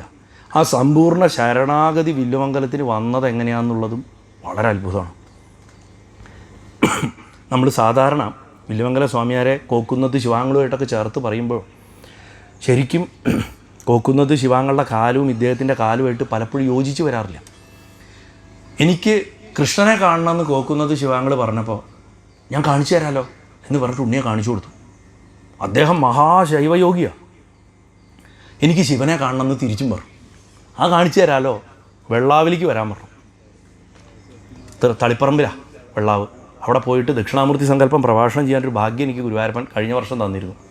വെള്ളാവ് കാവ് അദ്ദേഹത്തിൻ്റെ കോക്കുന്നത് ശിവാങ്ങൾ ഇരുന്ന കൂർമ്മപീഠം ആവണം നമ്മുടെ പലയൊക്കെ അവിടെയുണ്ട്. അവിടേക്ക് വിളിച്ചുകൊണ്ട് പോയി. അപ്പോൾ അവിടെ വില്ലുമംഗലം എത്തിയപ്പോൾ എവിടെയാ ഭഗവാൻ എവിടെ ഇരിക്കുന്ന ചോദിച്ചു. നിൽക്കുക പറഞ്ഞു. ശ്രീകോവിലേക്ക് നോക്കിക്കോളാൻ പറഞ്ഞു. എന്നിട്ട് ശിവാങ്ങൾ തന്നെ ശ്രീകോവിലിൻ്റെ ഉള്ളിൽ പോയിട്ട് ശിവലിംഗത്തിൻ്റെ മുന്നിലങ്ങോട്ട് ഇരുന്നു. പിന്നെ കണ്ടത് അവിടെ ശിവനെ അത്ര. അത് ശിവാങ്ങൾ തന്നെ ശിവനായിട്ട് മഹാദേവനായിട്ട് മാറി ദർശനം കൊടുത്തു എന്നാണ് വില്ലുമംഗലത്തിന്. വില്ലുമംഗലം വടക്കൻ പ്രദേശങ്ങളിൽ ഒരുപാട് സഞ്ചരിച്ചിട്ടുള്ള ഒരാളാണ്. അദ്ദേഹത്തിൻ്റെ ശരിക്കും പറഞ്ഞു കഴിഞ്ഞാൽ പ്രസിദ്ധമായിട്ടുള്ള മറ്റൊരു കഥയാണ് ഇപ്പം ഈ പറഞ്ഞ പോലെ നമ്മൾ സാധാരണ മനുഷ്യനുണ്ടാവുന്ന ചില തെറ്റിദ്ധാരണകളൊക്കെ അദ്ദേഹത്തിനുണ്ടായിരുന്നു. അദ്ദേഹത്തിൻ്റെ ഗ്രേറ്റ്നെസ് അതാണ്. ഞാൻ എപ്പോഴും അദ്ദേഹത്തിനെ കാണുന്നത് ഒരു പാവ അച്ഛൻ, മകൻ ഭഗവാനായി പോയി. ഒരു സാധാരണക്കാരനായിട്ടൊരു പാവം അച്ഛന് ഭഗവാൻ മകനായിട്ട് വന്ന് ഭവിച്ചാൽ എന്ത് സംഭവിക്കും? അപ്പം ഉണ്ടാവുന്ന എല്ലാ രസങ്ങളും അതിൻ്റെ അകത്ത് കാണാം. ആ നിഷ്കളങ്കതയിലെ നമ്മൾ വില്ലുമംഗലത്തിനെ കാണുന്നുണ്ട്. വില്ലുമംഗലത്തിൻ്റെ സാഹിത്യം, വില്ലുമംഗലത്തിൻ്റെ എഴുത്ത്, അതൊക്കെ അവിടെ നിൽക്കട്ടെ. തൃച്ചംബരത്ത് ചെന്നപ്പോൾ അത്യാശ്രമി എന്ന് പറയുന്ന ചെറുമുക്ക് അത്യാശ്രമിയുടെ പ്രസിദ്ധമായിട്ടുള്ള കഥയുണ്ട്. അറിയാത്തവർക്ക് വേണ്ടി ഞാൻ ചുരുക്കി പറയാം. ആ അത്യാശ്രമി ശരീരം മുഴുവൻ പഴുത്ത് വ്രണങ്ങൾ വന്ന് കുഷ്ഠരോഗം വന്നിട്ട് അവിടുത്തെ ആ കാഞ്ഞിരത്തിൻ്റെ അല്ലേ താഴെ കിടക്കുകയാണ്. അത്യാശ്രമി എന്ന് പറയാൻ കാരണം എന്താ വെച്ച് കഴിഞ്ഞാൽ സാധാരണ നമുക്കുള്ള ആശ്രമങ്ങൾ ബ്രഹ്മചര്യം, അത് കഴിഞ്ഞ് ഗാർഹസ്ഥ്യം കഴിഞ്ഞാൽ വാനപ്രസ്ഥം, അത് കഴിഞ്ഞ് സന്യാസം, ഇങ്ങനെയാണ്. ഇത് ഈ പറയണതിൽ ഒന്നിലും പെടാത്തൊരവസ്ഥ എത്തുന്ന ആൾക്കാർക്ക് അവർക്ക് ശരീരമേ വിഷയമല്ല, അവധൂതന്മാരായിരിക്കും. അവർക്ക് കാഷായം പോലില്ല, സ്വന്തം ശരീരത്തിനെ പിണ്ടം വയ്ക്കേണ്ട ആവശ്യം പോലും വരുന്നില്ല. അങ്ങനെ ആ അത്യാശ്രമി ശരീരം മുഴുവൻ പുഴുത്ത് ഇങ്ങനെ കിടക്കുമ്പോൾ ഭഗവാനെ ഇതേമാതിരി തൃച്ചംബരം ക്ഷേത്രത്തിൻ്റെ അകത്ത് ചെന്ന് നോക്കിയപ്പോൾ തൃച്ചംബരേശ്വരനെ അവിടെ കണ്ടില്ല. പുറത്തൊക്കെ അന്വേഷിച്ച് വന്നപ്പോൾ ഈ കാഞ്ഞിരത്തിൻ്റെ താഴെ ഈ അത്യാശ്രമയുടെ ശരീരത്തിനെടുത്ത് മടി കിടത്തിയിട്ട് വളരെ ശ്രദ്ധയോട് കൂടിയിട്ട് ഒരു തളിരലയോ ഒറ്റ എടുത്തിട്ട് ഇദ്ദേഹത്തിൻ്റെ വ്രണങ്ങളിലുള്ള പുഴുക്കളെ വിരലോണ്ട് എടുത്തിട്ടും തട്ടിയിട്ടും കളഞ്ഞ് ഇങ്ങനെ കൊടുത്തുകൊണ്ടിരിക്കുകയാണ്. ഇത് കണ്ടതും വില്ലുമംഗലത്തിന് ഛർദ്ദിക്കാൻ വന്നു. അത്രയ്ക്ക് അറപ്പാണ് വന്നത്, ദുർഗന്ധം വമിക്കുന്നുണ്ട് ആ ശരീരത്തിൽ നിന്ന്. അതാണ് ലോകത്തിൽ എന്തെങ്കിലും അറയ്ക്കാനുണ്ടെങ്കിൽ അവിടെ ബ്രഹ്മബോധം ഉറച്ചിട്ടില്ല എന്നാ. അഘോരികൾ ശവം കഴിക്കും, പന്നിമാംസം കഴിക്കും, കൊടുത്തതെന്തും കഴിക്കും, പക്ഷെ അവരുടെ വിസർജ്യത്തിനും വിയർപ്പിനും അടക്കം സുഗന്ധമായിരിക്കും. അവർ ഒരു സ്ഥലത്തും 1.5 ദിവസത്തിൽ കൂടെ നിൽക്കില്ല. ആരെങ്കിലും നമസ്കരിച്ച് കഴിഞ്ഞാൽ അഹങ്കാരം വരും വിചാരിച്ചിട്ട്. അഘോര സന്യാസിമാരങ്ങനെയാണ്, അവർ സാക്ഷാൽ ശിവനാണ്. ഞാൻ ചിലപ്പോൾ പറയുന്നത് യേശു പോലും അഘോരനായിരുന്നു. അത്രയ്ക്കും ബ്രഹ്മബോധമാണ്. കാരണം പ്രപഞ്ചത്തിൽ സകലതും ശിവനാണെങ്കിൽ എന്തിനെ അറയ്ക്കുക? ഒന്നിനെ അറയ്ക്കാൻ പറ്റില്ല. ഭഗവാൻ ഇത് കളഞ്ഞുകൊണ്ടിരിക്കുമ്പോൾ എന്താ കാണിക്കണമെന്നാണ് ചോദിച്ചു ഭഗവാന്റെ അടുത്ത്. ആദ്യത്തെ ചോദ്യം അത്ര, എന്താ കാണിക്കണമെന്ന് ചോദിച്ചു. ഭഗവാൻ വളരെ ശ്രദ്ധയോട് എന്താപ്പോൾ അതിൽ എന്ന് ചോദിച്ചു. അങ്ങേക്ക് ഈ രോഗം മാറ്റിക്കൊടുത്തൂടെ? അങ്ങേരെ സുഖപ്പെടുത്താമല്ലോ, അല്ലാണ്ട് ഈ വൃത്തികെട്ട ജോലി ചെയ്യണ്ടല്ലോ പറഞ്ഞു. അപ്പോൾ ഭഗവാൻ അപ്പോഴും എന്നിട്ട് വേണം വീണ്ടും ഒരു 10 ജന്മം ജനിക്കാൻ, കഷ്ടപ്പെടാൻ എന്ന് പറഞ്ഞിട്ട് ഓരോ പുഴുവിനെ എടുത്ത് കളഞ്ഞുകൊണ്ടിരിക്കുക. കൃഷ്ണൻ്റെ ചിന്ത എപ്പോഴും അങ്ങനെയാണ്. ഭഗവാൻ എപ്പോഴും നമ്മളെ ചക്രത്തുനിന്ന് പൂർണ്ണമായിട്ട് ശുദ്ധീകരിച്ചാൽ പുറത്തെടുക്കുക. മഹാദേവൻ അങ്ങനെയല്ല. മനസ്സ് ചുട്ട് മഹാദേവ എനിക്ക് മടുത്തു എന്ന് പറഞ്ഞാൽ എന്നാൽ അങ്ങോട്ട് പോരേ പറയും. ആത്മാവിനെ എടുക്കും. അങ്ങനെ ആത്മാവിനെ എടുക്കാതിരിപ്പിക്കുന്നത് അമ്മ കൂടിയിരിക്കുന്ന സ്ഥലങ്ങളിൽ മാത്രമാണ്. കാരണം അമ്മ ശരീരമാണ് നമ്മളെ. അതുകൊണ്ട് ഈ ശരീരത്തിനെ അബ്യൂസ് ചെയ്യരുത്, ഇതിനെ ദുർവിനിയോഗം ചെയ്യരുത്.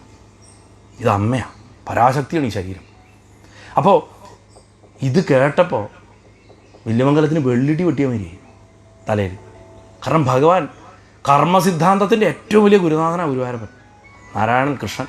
ആ തൃച്ചംബരേശൻ ആ വാക്ക് പറഞ്ഞു അത്ര, ഇങ്ങനെയാണെങ്കിൽ ഇനിയും ജനിക്കേണ്ടി വരും, അതുകൊണ്ട് ഞാനത് ചെയ്യണ്ടേ, ഞാനിപ്പോൾ വ്രണത്തുനിന്ന് ആ ശരീരത്തിൻ്റെ പ്രാരബ്ധം അനുഭവിച്ച് തീരുന്നത് വരെ കൊടുക്കണമെന്നാണ് പറഞ്ഞു. അത് കേട്ട് ആനന്ദത്തിൽ മുഴുകിയിട്ട് അദ്ദേഹം 2 ശ്ലോകം തൃച്ചംബരേശ്വരനെ കുറിച്ച് ചൊല്ലിയെന്ന്. അത് ലീലാശുകൃത ശംബരേശസ്തുതി എന്നും പറഞ്ഞിട്ടുണ്ട്. ചഞ്ചലീകരണ ചുഞ്ചുകുഞ്ചിത ഘനാളക വ്രജ നിതംബിനി എന്ന് പറഞ്ഞ് തുടങ്ങണ ഒരു നല്ല രസമായിട്ട് താളത്തിൽ ചെല്ലാൻ പറ്റുന്ന 2 ശ്ലോകങ്ങൾ. അത് കൂടുതൽ ഇപ്പോൾ നമുക്ക് വിസ്തരിക്കാനുള്ള സമയമൊന്നുമില്ല. അങ്ങനെ തൃച്ചംബരത്തപ്പനെ കുറിച്ചിട്ട് അതിമനോഹരമായിട്ടുള്ള 2 ശ്ലോകങ്ങൾ അദ്ദേഹം രചിക്കുകയുണ്ടായിട്ടുണ്ട് അവിടെ വെച്ചിട്ട്. അപ്പോൾ വില്ലുമംഗലം നമുക്ക് സമയമായില്ലേ ഏകദേശം? അപ്പം എത്ര സമയം എടുക്കാം? 5 മിനിറ്റോ 10 മിനിറ്റോ എത്രയാണ്? 5 മിനിറ്റ് എടുക്കാം. അപ്പോൾ അതങ്ങോട്ട് അവസാനിപ്പിക്കാം. അപ്പം സ്വാമിയാരുടെ ജീവിതം ശരിക്കും നമ്മളെ സംബന്ധിച്ചിടത്തോളം ഒരു തുറന്ന പാഠപുസ്തകം.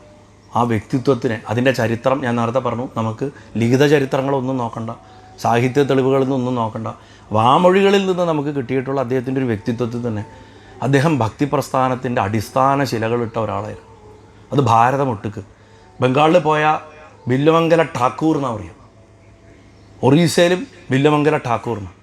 അദ്ദേഹത്തിൻ്റെ കഥ എത്താത്ത സ്ഥലമില്ല. അതുകൊണ്ട് തന്നെ അതാത് നാട്ടുകാർ അദ്ദേഹം അവിടുത്തുകാരനായിരുന്നു എന്നാണ് പറയുക. ബംഗാളികൾക്ക് വില്ലുമംഗലം ബംഗാളിയാണ്. ഗൗഡീയ സമ്പ്രദായത്തിൽ അദ്ദേഹത്തിന് വലിയൊരു പ്രാധാന്യമുണ്ട്. അതേപോലെ ഈ നമ്മുടെ ഇവിടെ ഒറീസയിൽ, ആന്ധ്രയിൽ, കർണാടകത്തിൽ, പിന്നെ കേരളത്തിൽ ഇതൊരു വിസ്തരിച്ച് ഇങ്ങനെ ഒരു വിശാല ഭൂമികയാണ് അദ്ദേഹത്തിൻ്റെ ജനനത്തിനെക്കുറിച്ച്. അദ്ദേഹത്തിന് പ്രത്യേകിച്ച് ചിന്താമണിയുടെ കഥ എല്ലാ സ്ഥലത്തും ഉണ്ട്. അദ്ദേഹത്തിൻ്റെ വൃന്ദാവന പ്രവേശം പല സ്ഥലത്തും ഉണ്ട്. നമ്മുടെ അവിടെ വൃന്ദാവന പ്രവേശം അധികം പ്രചാരത്തില്ല. ഒരുപക്ഷെ അത് കേരളത്തിൽ നിന്ന് അദ്ദേഹം വിട്ടുപോയതിന് ശേഷം, ആദ്യത്തെ ആൾ പോയതിന് ശേഷം ഉണ്ടായ ഒരു സംഭവം ആയതുകൊണ്ടായിരിക്കാം. എന്താണെങ്കിലും നമുക്ക് 3 കാര്യങ്ങൾ മനസ്സിലാക്കാം. ഒന്ന്, ഭക്തി എന്നത് ഭഗവാനെ മനസ്സു തുറന്ന് സ്നേഹിക്കലാണ്, കാട്ടിക്കൂട്ടലുകളല്ല. അവിടെ സ്തോത്രത്തിനോ മന്ത്രത്തിനോ ഒക്കെ സെക്കൻഡറി ഇതേ ഉള്ളൂ. അതൊക്കെ വെറും ഉപകരണങ്ങൾ മാത്രമാണെന്ന് തെളിയിച്ച ആളും വില്വമംഗലം. രണ്ടാമത്തെ കാര്യം, വ്യക്തിഗതമായിട്ടുള്ള ഭഗവാനുമായിട്ടുള്ള അനുഭവങ്ങളും ബന്ധങ്ങളും. അദ്ദേഹത്തിൻ്റെ അനുഭവങ്ങൾ ഷെയർ ചെയ്തുകൊണ്ടാണല്ലോ നമ്മളിതൊക്കെ അറിഞ്ഞത്. അല്ലെങ്കിൽ മറ്റുള്ളവർക്ക് കൂടെ ആ കാഴ്ചകളിൽ പങ്കാളികളാക്കി അദ്ദേഹം പലപ്പോഴും. ഭഗവാനെ എനിക്കിങ്ങനെ കാണാൻ പറ്റുന്നുണ്ട്, ഈ അനുഭവം എനിക്ക് ഉണ്ടാവേണ്ടതെന്ന് അദ്ദേഹം നമുക്ക് പറഞ്ഞു തന്നുകൊണ്ടാണ് ഇന്നത് നമുക്ക് കിട്ടിയത്. കാരണം പല ഉപാസകന്മാർക്കും എന്താ അവരുടെ അന്തരംഗത്ത് സംഭവിക്കണമെന്ന് നമ്മൾ പുറത്തറിയാറില്ല. ഇപ്പോൾ നമ്മളിവിടെ ഇത്ര പേര് ഇരിക്കുന്നു, നമ്മൾ കരുതുന്നത് ആ വില്വമംഗലത്തിൻ്റെ ഇല്ലത്തറയിൽ ആകെ ഒരു 10-100 ആൾക്കാർ, കുറഞ്ഞ ആൾക്കാർ ഇവിടെ ഇരുന്നിട്ട് ഈ കഥ കേൾക്കണമെന്നാണ്. ഞാൻ പല ക്ഷേത്രങ്ങളിൽ മുമ്പ് പറയും, നിങ്ങൾക്കറിയോ ശരിക്കും ഭഗവാന്റെ ഒരു കഥ പറയുമ്പോൾ അവിടെ എത്ര പേര് വേറെ കേൾക്കാനുണ്ടാവുന്നു? ആ ഒരു ചിന്ത വരുന്ന നിമിഷം നമ്മുടെ അകത്തൊരു സ്ഫോടനം ഉണ്ടാവും അല്ലേ? ഭഗവാൻ തന്നെ വന്ന് കേൾക്കുന്നുണ്ടാവും, ഭഗവാന്റെ പാർഷദന്മാർ കേൾക്കുന്നുണ്ടാവും, എല്ലാ തരത്തിലും ഭൂതപ്രേതാദികളും എന്താ പറയുക, ഭഗവാന്റെ അനുചരന്മാരും ഭക്തന്മാരും ഋഷിമാരും ആരൊക്കെ ഉണ്ട് നമുക്ക് പറയാൻ പറ്റില്ല. അത്തരമൊരു തിരിച്ചറിവിലേക്ക് നമ്മളെ എത്തിക്കുക എന്നുള്ളതായിരുന്നു വില്വമംഗലത്തിൻ്റെ അവതാരോദ്ദേശം എന്ന് എനിക്ക് പലപ്പോഴും തോന്നിയിട്ടുണ്ട്. അതായത് നമ്മളീ കാണുന്ന നോർമൽ അല്ല നോർമൽ, നമ്മൾ കാണാത്തൊരു പ്രപഞ്ചം ഇവിടെ തന്നെയുണ്ട്, അതിൽ ഭഗവാൻ ഓടിക്കളിച്ച് നടക്കുന്നുണ്ട് ഒരു കുട്ടിയെ പോലെ എന്ന് നമുക്ക്, അത് മനസ്സിൽ മാത്രമല്ല ഈ ഭൗതിക ലോകത്ത്, ഈ ഭൂമിയിൽ പഞ്ചഭൂതാത്മകമായിട്ട് നമുക്ക് തൊടാൻ പറ്റുന്നൊരു ശരീരത്തിൽ അദ്ദേഹം ഇവിടെ നമ്മുടെ ഇടയിലുണ്ട് എന്ന് ആവർത്തിച്ച് നമ്മളെ പഠിപ്പിച്ച ആളാണ് വില്വമംഗല സ്വാമിയാർ. അതുകൊണ്ട് എന്തുണ്ടായി, അങ്ങനെ പഠിപ്പിച്ചു തന്നതുകൊണ്ട് പരിവർത്തനങ്ങളുണ്ടായി. നമ്മുടെ ഭക്തിയുടെ സങ്കല്പങ്ങളിൽ പരിവർത്തനങ്ങളുണ്ടാക്കി. ഈശ്വരനെ നേരിട്ട് കാണാൻ പറ്റുന്ന വ്യക്തികൾ നമ്മുടെ നാട്ടിൽ പിന്നെയുണ്ടായി. കാക്കശ്ശേരി ആണെങ്കിലും പുളിയാമ്പള്ളി ആണെങ്കിലും അല്ലേ, പല വിധത്തിലുള്ള ഉപാസന മാർഗ്ഗങ്ങളിൽ പെട്ടിട്ടുള്ള ആൾക്കാരാണെങ്കിലും, അതിപ്പോൾ ചാത്തൻ സ്വാമി തൊട്ടിട്ട് സാക്ഷാൽ മഹാദേവൻ വരെ ആണെങ്കിലും കേരളത്തിലുള്ള വിസ്തൃതമായിട്ടുള്ള ആരാധനാഭൂമികയിൽ ഏത് തരം മൂർത്തിയാണെങ്കിലും അവരെയൊക്കെ എനിക്ക് കാണാൻ പറ്റും, എൻ്റെ തോളത്ത് കൈയിട്ട് നടക്കുന്ന ആളാണ് ഭഗവാൻ എന്ന് പറയുന്ന തരത്തിലേക്ക് ഉപാസകന്മാരെ എത്തിച്ച ആദ്യത്തെ ആൾ വില്വമംഗലമാണ്. അതുകൊണ്ട് വില്വമംഗലം ഇട്ട് തന്ന ഫൗണ്ടേഷനാണ് ശരിക്കും. ഉപാസനയിൽ മന്ത്രം കൊണ്ട് ഈശ്വരനെ ബന്ധിച്ച് അടിമയാക്കുകയല്ല വേണ്ടത്, ഈശ്വരനെ നേടിയതിന് ശേഷം ഈശ്വരൻ്റെ അടിയാളനായിട്ട് ഇരിക്കുകയാണ് വേണ്ടത് എന്നുള്ളതാണ് വില്വമംഗലത്തിൻ്റെ രണ്ടാമത്തെ ഏറ്റവും വലിയ ലെസൺ ഉപാസകന്മാർക്ക്. അത് ഭക്തന്മാർക്ക് പറഞ്ഞിട്ടുള്ളതല്ല. കാരണം പല ഉപാസകന്മാർക്ക് മന്ത്രം സ്വായത്തായി കഴിഞ്ഞാൽ പിന്നെ അഹങ്കാര, ഭഗവാൻ എൻ്റെ വെളിപ്പുറത്താണ്, ഞാൻ വിളിച്ചാതിച്ച് പറഞ്ഞാൽ അത് ചെയ്യും ഇത് ചെയ്യുമെന്ന് പറയും. വില്വമംഗലത്തിന് അത്തരം ചിന്തകൾ ആദ്യകാലത്ത് ഉണ്ടായിരുന്നെങ്കിലും ഭഗവാൻ അത് കൃത്യമായിട്ട് അദ്ദേഹത്തിന് മാറ്റി കൊടുത്തിരുന്നു എന്നുള്ളതാണ്. മൂന്നാമത്തെ പ്രധാനപ്പെട്ട ഒരു കാര്യം ഞാൻ നേരത്തെ സൂചിപ്പിച്ച പോലെ, അദ്ദേഹം അതാത് ദേവതകളുടെ സ്വഭാവ ഗുണത്തിനനുസരിച്ചിട്ടുള്ള ആരാധനാക്രമങ്ങൾ ഉണ്ടാക്കി അത് നമ്മളെ പഠിപ്പിച്ചു. നമ്മളതൊക്കെ നശിപ്പിച്ചു. ഇപ്പോൾ ശരിക്കും വില്വമംഗലം ഏത് പാതയാണോ ആരാധനാക്രമങ്ങളിൽ വെട്ടി തുറന്നിട്ടിരുന്ന് അതിലേക്ക് തിരിച്ചു പോയാലല്ലാണ്ട് ഈ കേരളഭൂമി രക്ഷപ്പെടില്ല. അതാത് ദേവതകൾക്ക് കൊടുക്കേണ്ടത് കൊടുത്തു തന്നെ പോകണം. പകുതി ക്ഷേത്രങ്ങളും ഇന്ന് പച്ച പിടിക്കാത്തതിൻ്റെ പ്രധാന കാരണം അവിടുത്തെ നേദ്യം മാറിയിട്ടാണ്. ഒന്ന് ആലോചിച്ച് നോക്ക്, വില്വമംഗലം പ്രതിഷ്ഠിച്ച എല്ലാ മഹാക്ഷേത്രങ്ങളിലും വിശേഷമായിട്ടുള്ള നേദ്യങ്ങളുണ്ടാവും, പക്ഷെ അതിൻ്റെ സിംപ്ലിസിറ്റി ഭയങ്കര. ഏറ്റവും പ്രധാനപ്പെട്ടത് പറയാം, കണ്ണൻ ചിരട്ടയിൽ മാങ്ങ നിവേദിക്കും പത്മനാഭസ്വാമിക്ക്, കാരണം വില്വമംഗലം ആദ്യം നിവേദിച്ചതാണ്. ഇന്നും അത് നടക്കുന്നത്. അദ്ദേഹം ഉപയോഗിച്ച ആ ചിരട്ട തന്നെ അത് ദ്രവിച്ചിട്ടാണെങ്കിൽ ഇന്നും സ്വർണം കെട്ടി സൂക്ഷിച്ചിട്ട് അതിൽ തന്നെയാണ് ഇപ്പോഴും കൊടുക്കുന്നത്. അതേപോലെ തന്നെ അദ്ദേഹത്തിൻ്റെ എല്ലാ വസ്തുക്കളിലും സകല പ്രപഞ്ചത്തിലും ഭഗവാനെ കാണാനുള്ള അദ്ദേഹത്തിൻ്റെ കഴിവ്. ഗുരുവായൂർ ഏകാദശിയുടെ കഥയിൽ അതാ വന്നത്. എന്തുകൊണ്ടാണ് ഗുരുവായൂർ ദ്വാദശിപ്പണം വെക്കാൻ സകല വാതിലുകളും തുറന്നു കൊടുത്ത് പഴയ കാലത്തെ ക്ഷേത്രത്തിലേക്ക് സകല ജാതിക്കാർക്കും പ്രവേശനം കൊടുത്തിട്ടുണ്ട്. അതല്ലാണ്ട് അത് ഇന്നാൾ കുറച്ച് പേര് മാത്രം പോയിട്ട് ഉണ്ടാക്കിയതല്ല. കേളപ്പജിയുടെ ഭൂമിയിൽ ഇരുന്നിട്ട് തന്നെ ഞാൻ പറയണത്. അദ്ദേഹമാണല്ലോ ഗുരുവായൂർ സത്യാഗ്രഹത്തിൻ്റെ സമരനായകൻ, യഥാർത്ഥ നായകൻ അദ്ദേഹമാണ്. ഇന്ന് അദ്ദേഹത്തിനെ മാറ്റി നിർത്തിക്കൊണ്ടാണ് സകല ചർച്ചയും നടക്കുന്നത്. സങ്കടകരമായിട്ടുള്ളൊരു കാര്യമാണ്. വിജയമാഷിൻ്റെ കാര്യം ഞാൻ കുറച്ചുകൂടെ പറയായിരുന്നു. അപ്പം ഈ സമരനായകനായിട്ടുള്ള അദ്ദേഹത്തിൻ്റെ സ്ഥലത്തിരുന്നിട്ട് തന്നെ ഞാൻ പറയണത്, ഗുരുവായൂർ ക്ഷേത്രം സകല ജാതിക്കാർക്കും എല്ലാ കാലത്തും തുറന്നു കൊടുത്തിരുന്നു ഒരു ദിവസം. അത് ഈ ഏകാദശി ദ്വാദശി പണത്തിൻ്റെ സമയത്താണ്. അതിന് കാരണക്കാരൻ വില്വമംഗലം. കാരണം വില്വമംഗലം കുളിക്കാൻ പോയപ്പോൾ, ഏകാദശി ആറാട്ട് ആ കുളത്തിൽ കുളിക്കാൻ പോയപ്പോൾ, രാത്രി കുളിക്കാൻ പോയപ്പോൾ ദേഹത്ത് വെള്ളം തെറിച്ചു, അശുദ്ധമായി എന്ന് പറഞ്ഞിട്ട് വിഷമം പറഞ്ഞു അത്രേ. കാരണം അദ്ദേഹത്തിലും ആ ഉച്ചനീചത്വങ്ങൾ ഉണ്ടായിരുന്നത് കൊണ്ട്. അപ്പം ഭഗവാൻ കാണിച്ചു കൊടുത്തു അത്രേ. ആ ഗുരുവായൂർ പ്രദേശത്ത് ആ നേരത്ത് നിൽക്കണവരെയൊക്കെ ചതുർബാഹുക്കളായിട്ട്. ഏകാദശിക്ക് വന്ന സകല ആൾക്കാരും ചതുർബാഹുക്കളായിട്ട് ഭഗവാൻ കാണിച്ചു കൊടുത്തപ്പോഴാണത്രേ ഇതിൽ എല്ലാം സകലം വിഷ്ണുമയം ജഗത്ത് എന്ന് കാണിച്ചു കൊടുത്തുകൊണ്ടാണത്രേ എല്ലാവർക്കും ആ ദിവസം പ്രവേശനാക്കിയത്. സകലരും വിഷ്ണുവാണ് എന്ന് പഠിക്കാൻ വേണ്ടിയിട്ടാണ്. അല്ലാണ്ട് ആരുടെയും ഒരു ഔദാര്യമായിട്ടോ താൻപോരിമയ്ക്കായിട്ടോ ഒന്നുമല്ല കാണിച്ചു കൊടുത്തിട്ടുള്ളത്. അങ്ങനെ അദ്ദേഹത്തിന് സകല ജീവരാശികളിലും ഭഗവാനെ കാണാനുള്ള കഴിവിൻ്റെ കഥയായിട്ട് ഇന്നും ഗുരുവായൂർ ഏകാദശിയുടെ ആ എല്ലാവർക്കും ഇന്ന് പിന്നെ എല്ലാവർക്കും തൊഴാം. പക്ഷേ അത് പഴയ കാലത്തെ അതവിടെ ഉണ്ട് എന്നുള്ളതാണ്. അതുമാത്രമല്ല, അദ്ദേഹത്തിൻ്റെ ഉപാസനയുടെ ഭാവം ഞാൻ നേരത്തെ പറഞ്ഞു ഗോപാലസുന്ദരിയായിരുന്നു. അത് കർണാമൃഗത്തിൽ ഒന്നാമത്തെ ആളാണെങ്കിലും പിന്നെ വന്നിട്ടുള്ളവരാണെങ്കിലും ആ ഗോപാലസുന്ദരിയുടെ ഉപാസന നമുക്ക് ശരിക്കും കാണാൻ സാധിക്കും. അതിൻ്റെ തിരുശേഷിപ്പ് ഇന്നും ഗുരുവായൂർ ക്ഷേത്രത്തിൽ നമുക്ക് കാണാനും സാധിക്കുന്നുള്ളത് ഒരു സംശയമില്ല. അദ്ദേഹം ജനിച്ചത് തന്നെ വിശ്വാസത്തിലേക്കും ഭക്തിയിലേക്കുമായിരുന്നു. അദ്ദേഹത്തിൻ്റെ കുടുംബ പശ്ചാത്തലം അങ്ങനെയായിരുന്നു. അതിൽ നിന്ന് വില്ലുമംഗലത്തിലെ പറയുമ്പോൾ വിവേകാനന്ദനെക്കുറിച്ച് പറഞ്ഞതുപോലെ ഒരു ഇരുട്ടുമുറിയിൽ ശ്രീരാമകൃഷ്ണദേവൻ ഒരു വിളക്ക് കൊളുത്തി വെച്ചു അത്രേ. ഭാരതം വന്ന് ഇരുട്ട് പിടിച്ച് കിടക്കുകയായിരുന്നു. ശ്രീരാമകൃഷ്ണദേവൻ വന്നിട്ട് ഒരു വിളക്ക് കൊളുത്തി വെച്ചു. ഒരു വികൃതി ചക്കം വന്നിട്ട് അതിലൊരു പന്തം കൊളുത്തി ലോകത്തിന് മുഴുവൻ തീ വെച്ചു. വിവേകാനന്ദനെക്കുറിച്ച് പറയും. അതേപോലെയാണ് വില്ലുമംഗല സ്വാമിയാരുടെ കാര്യം. വില്ലുമംഗല സ്വാമിയാർ ശരിക്കും ഭക്തിയുടെ ഒരു തീപ്പന്തം എടുത്തിട്ട് ഭാരതം മുഴുവൻ നടന്നു. തനിക്ക് എന്ന് പറഞ്ഞിട്ട് ഒന്നും എവിടെയും രേഖപ്പെടുത്തി വെച്ചില്ല, ഒരു പ്രശസ്തി ആഗ്രഹിച്ചില്ല. അതുകൊണ്ട് തന്നെ അദ്ദേഹത്തിൻ്റെ കൃതികളൊക്കെ പലരും ഇന്ന് നഷ്ടപ്പെട്ട് കഴിഞ്ഞു. പലതും പൂർണ്ണ രൂപത്തിലൊന്നുമല്ല നമുക്ക് കിട്ടിയിട്ടുള്ളത്. അദ്ദേഹം ഒരു സ്ഥലത്തും അടങ്ങിയിരുന്നില്ല. കാരണം അടങ്ങിയിരുന്നാൽ അഹങ്കാരം വരും. അത് അദ്ദേഹത്തിന് നന്നായിട്ട് അറിയായിരുന്നു. എവിടെ ഇരുന്നാൽ തൻ്റെ കാലിൽ ഒരാൾ വന്ന് നമസ്കരിച്ചാൽ അഹങ്കാരം വരും. ചെങ്കാളിപുരം അനന്തരാമദീക്ഷിതർ ഗുരുവായൂർ വിട്ടുപോയത് തന്നെ അതുകൊണ്ടാണ്. ആൾക്കാർ വന്ന് നമസ്കരിക്കാൻ തുടങ്ങി. അതുകൊണ്ട് പ്രാണപ്രിയനായിട്ടുള്ള ഗുരുവായൂരപ്പനെ വിട്ടിട്ട് അദ്ദേഹം പോയി വിടുന്നു. കാരണം നമസ്കരിച്ചു കഴിഞ്ഞാൽ കർമ്മഫലം കൂടും. എന്തിനാണ് നമസ്കരിച്ച് കർമ്മഫലം കൂട്ടണമെന്ന് പറഞ്ഞിട്ട് അദ്ദേഹം പോയി. അതും ഗുരുവായൂർ ക്ഷേത്രത്തിൻ്റെ ഉള്ളിൽ ഭഗവാനെ അല്ലാണ്ട് വേറെ ആരെയും നമസ്കരിക്കരുത്.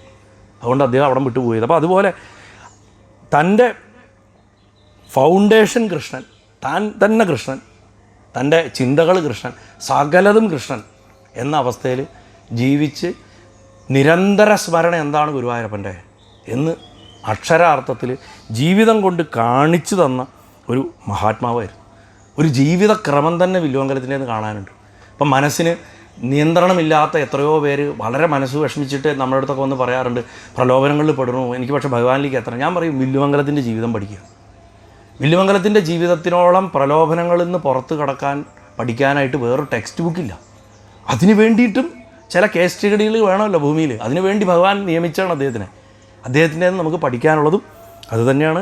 അപ്പോൾ ചുരുക്കി പറഞ്ഞു കഴിഞ്ഞാൽ അദ്ദേഹം ചെയ്തത് തന്നെയാണ് അദ്ദേഹം നമ്മളോടും ചെയ്യാൻ പറയണത്. വില്ലുമംഗലത്തിൻ്റെ മനോനിയന്ത്രണ വിദ്യകളാണ് നമ്മളും ശരിക്ക് ജീവിതത്തിൽ പ്രാവർത്തികമാക്കേണ്ടത്. അപ്പോൾ സ്വാമിയാരുടെ ഈ 30ാമത് വില്ലുമംഗലം ദിനാഘോഷത്തിൻ്റെ ഈ ഉദ്ഘാടനവും അനുസ്മരണവും കൂടി ചേർന്നൊരു പ്രഭാഷണം അവസാനിക്കുമ്പോൾ എനിക്ക് നമുക്കെല്ലാവർക്കും ഞാനടക്കം വരുന്ന ഇന്നത്തെ ഈ ധർമ്മത്തിലുള്ള സമൂഹത്തിനോട് പറയാനുള്ളത് എന്താണെന്ന് വെച്ചാൽ, ഇവരെയൊക്കെ ഇങ്ങനെ കൊല്ലത്തിൽ ഒരു ദിവസം മാത്രം ആചരിച്ചിട്ടും അല്ലെങ്കിൽ അവരെഴുതിയ 4 ശ്ലോകം കസ്തൂരി തിലകം ലലാട വലയെന്നും പറഞ്ഞിട്ട് പ്രാർത്ഥനയായിട്ട് കുട്ടികളെ ചൊല്ലി പഠിപ്പിച്ചിട്ടോ അല്ല വേണ്ടത്. അദ്ദേഹത്തിൻ്റെ പുസ്തകങ്ങൾ പബ്ലിഷ് ചെയ്യുന്നതും സിമ്പോസിയങ്ങൾ നടത്തുന്ന സെമിനാറുകൾ നടത്തുന്നതൊക്കെ നല്ലതാണ്. ഒന്ന് ചിന്തിക്കണം, നമ്മളെന്ത് പകർത്തി അദ്ദേഹത്തിൻ്റെ ജീവിതത്തിൽ നിന്ന്. ഗൃഹസ്ഥനായിട്ടിരിക്കുമ്പോൾ തന്നെ നമുക്ക് ചെയ്യാവുന്ന ചില കാര്യങ്ങളൊക്കെ അദ്ദേഹത്തിൻ്റെ ജീവിതത്തിൽ നിന്നുണ്ട്. അത് നമുക്ക് സാധിച്ചാൽ എൻ്റെ ജീവിതം നീയാണ്, എൻ്റെ സകലതും നീയാണ്, എൻ്റെ പ്രാണനും നീയാണെന്ന് വരെ എഴുതി വെച്ച ആളാണ്.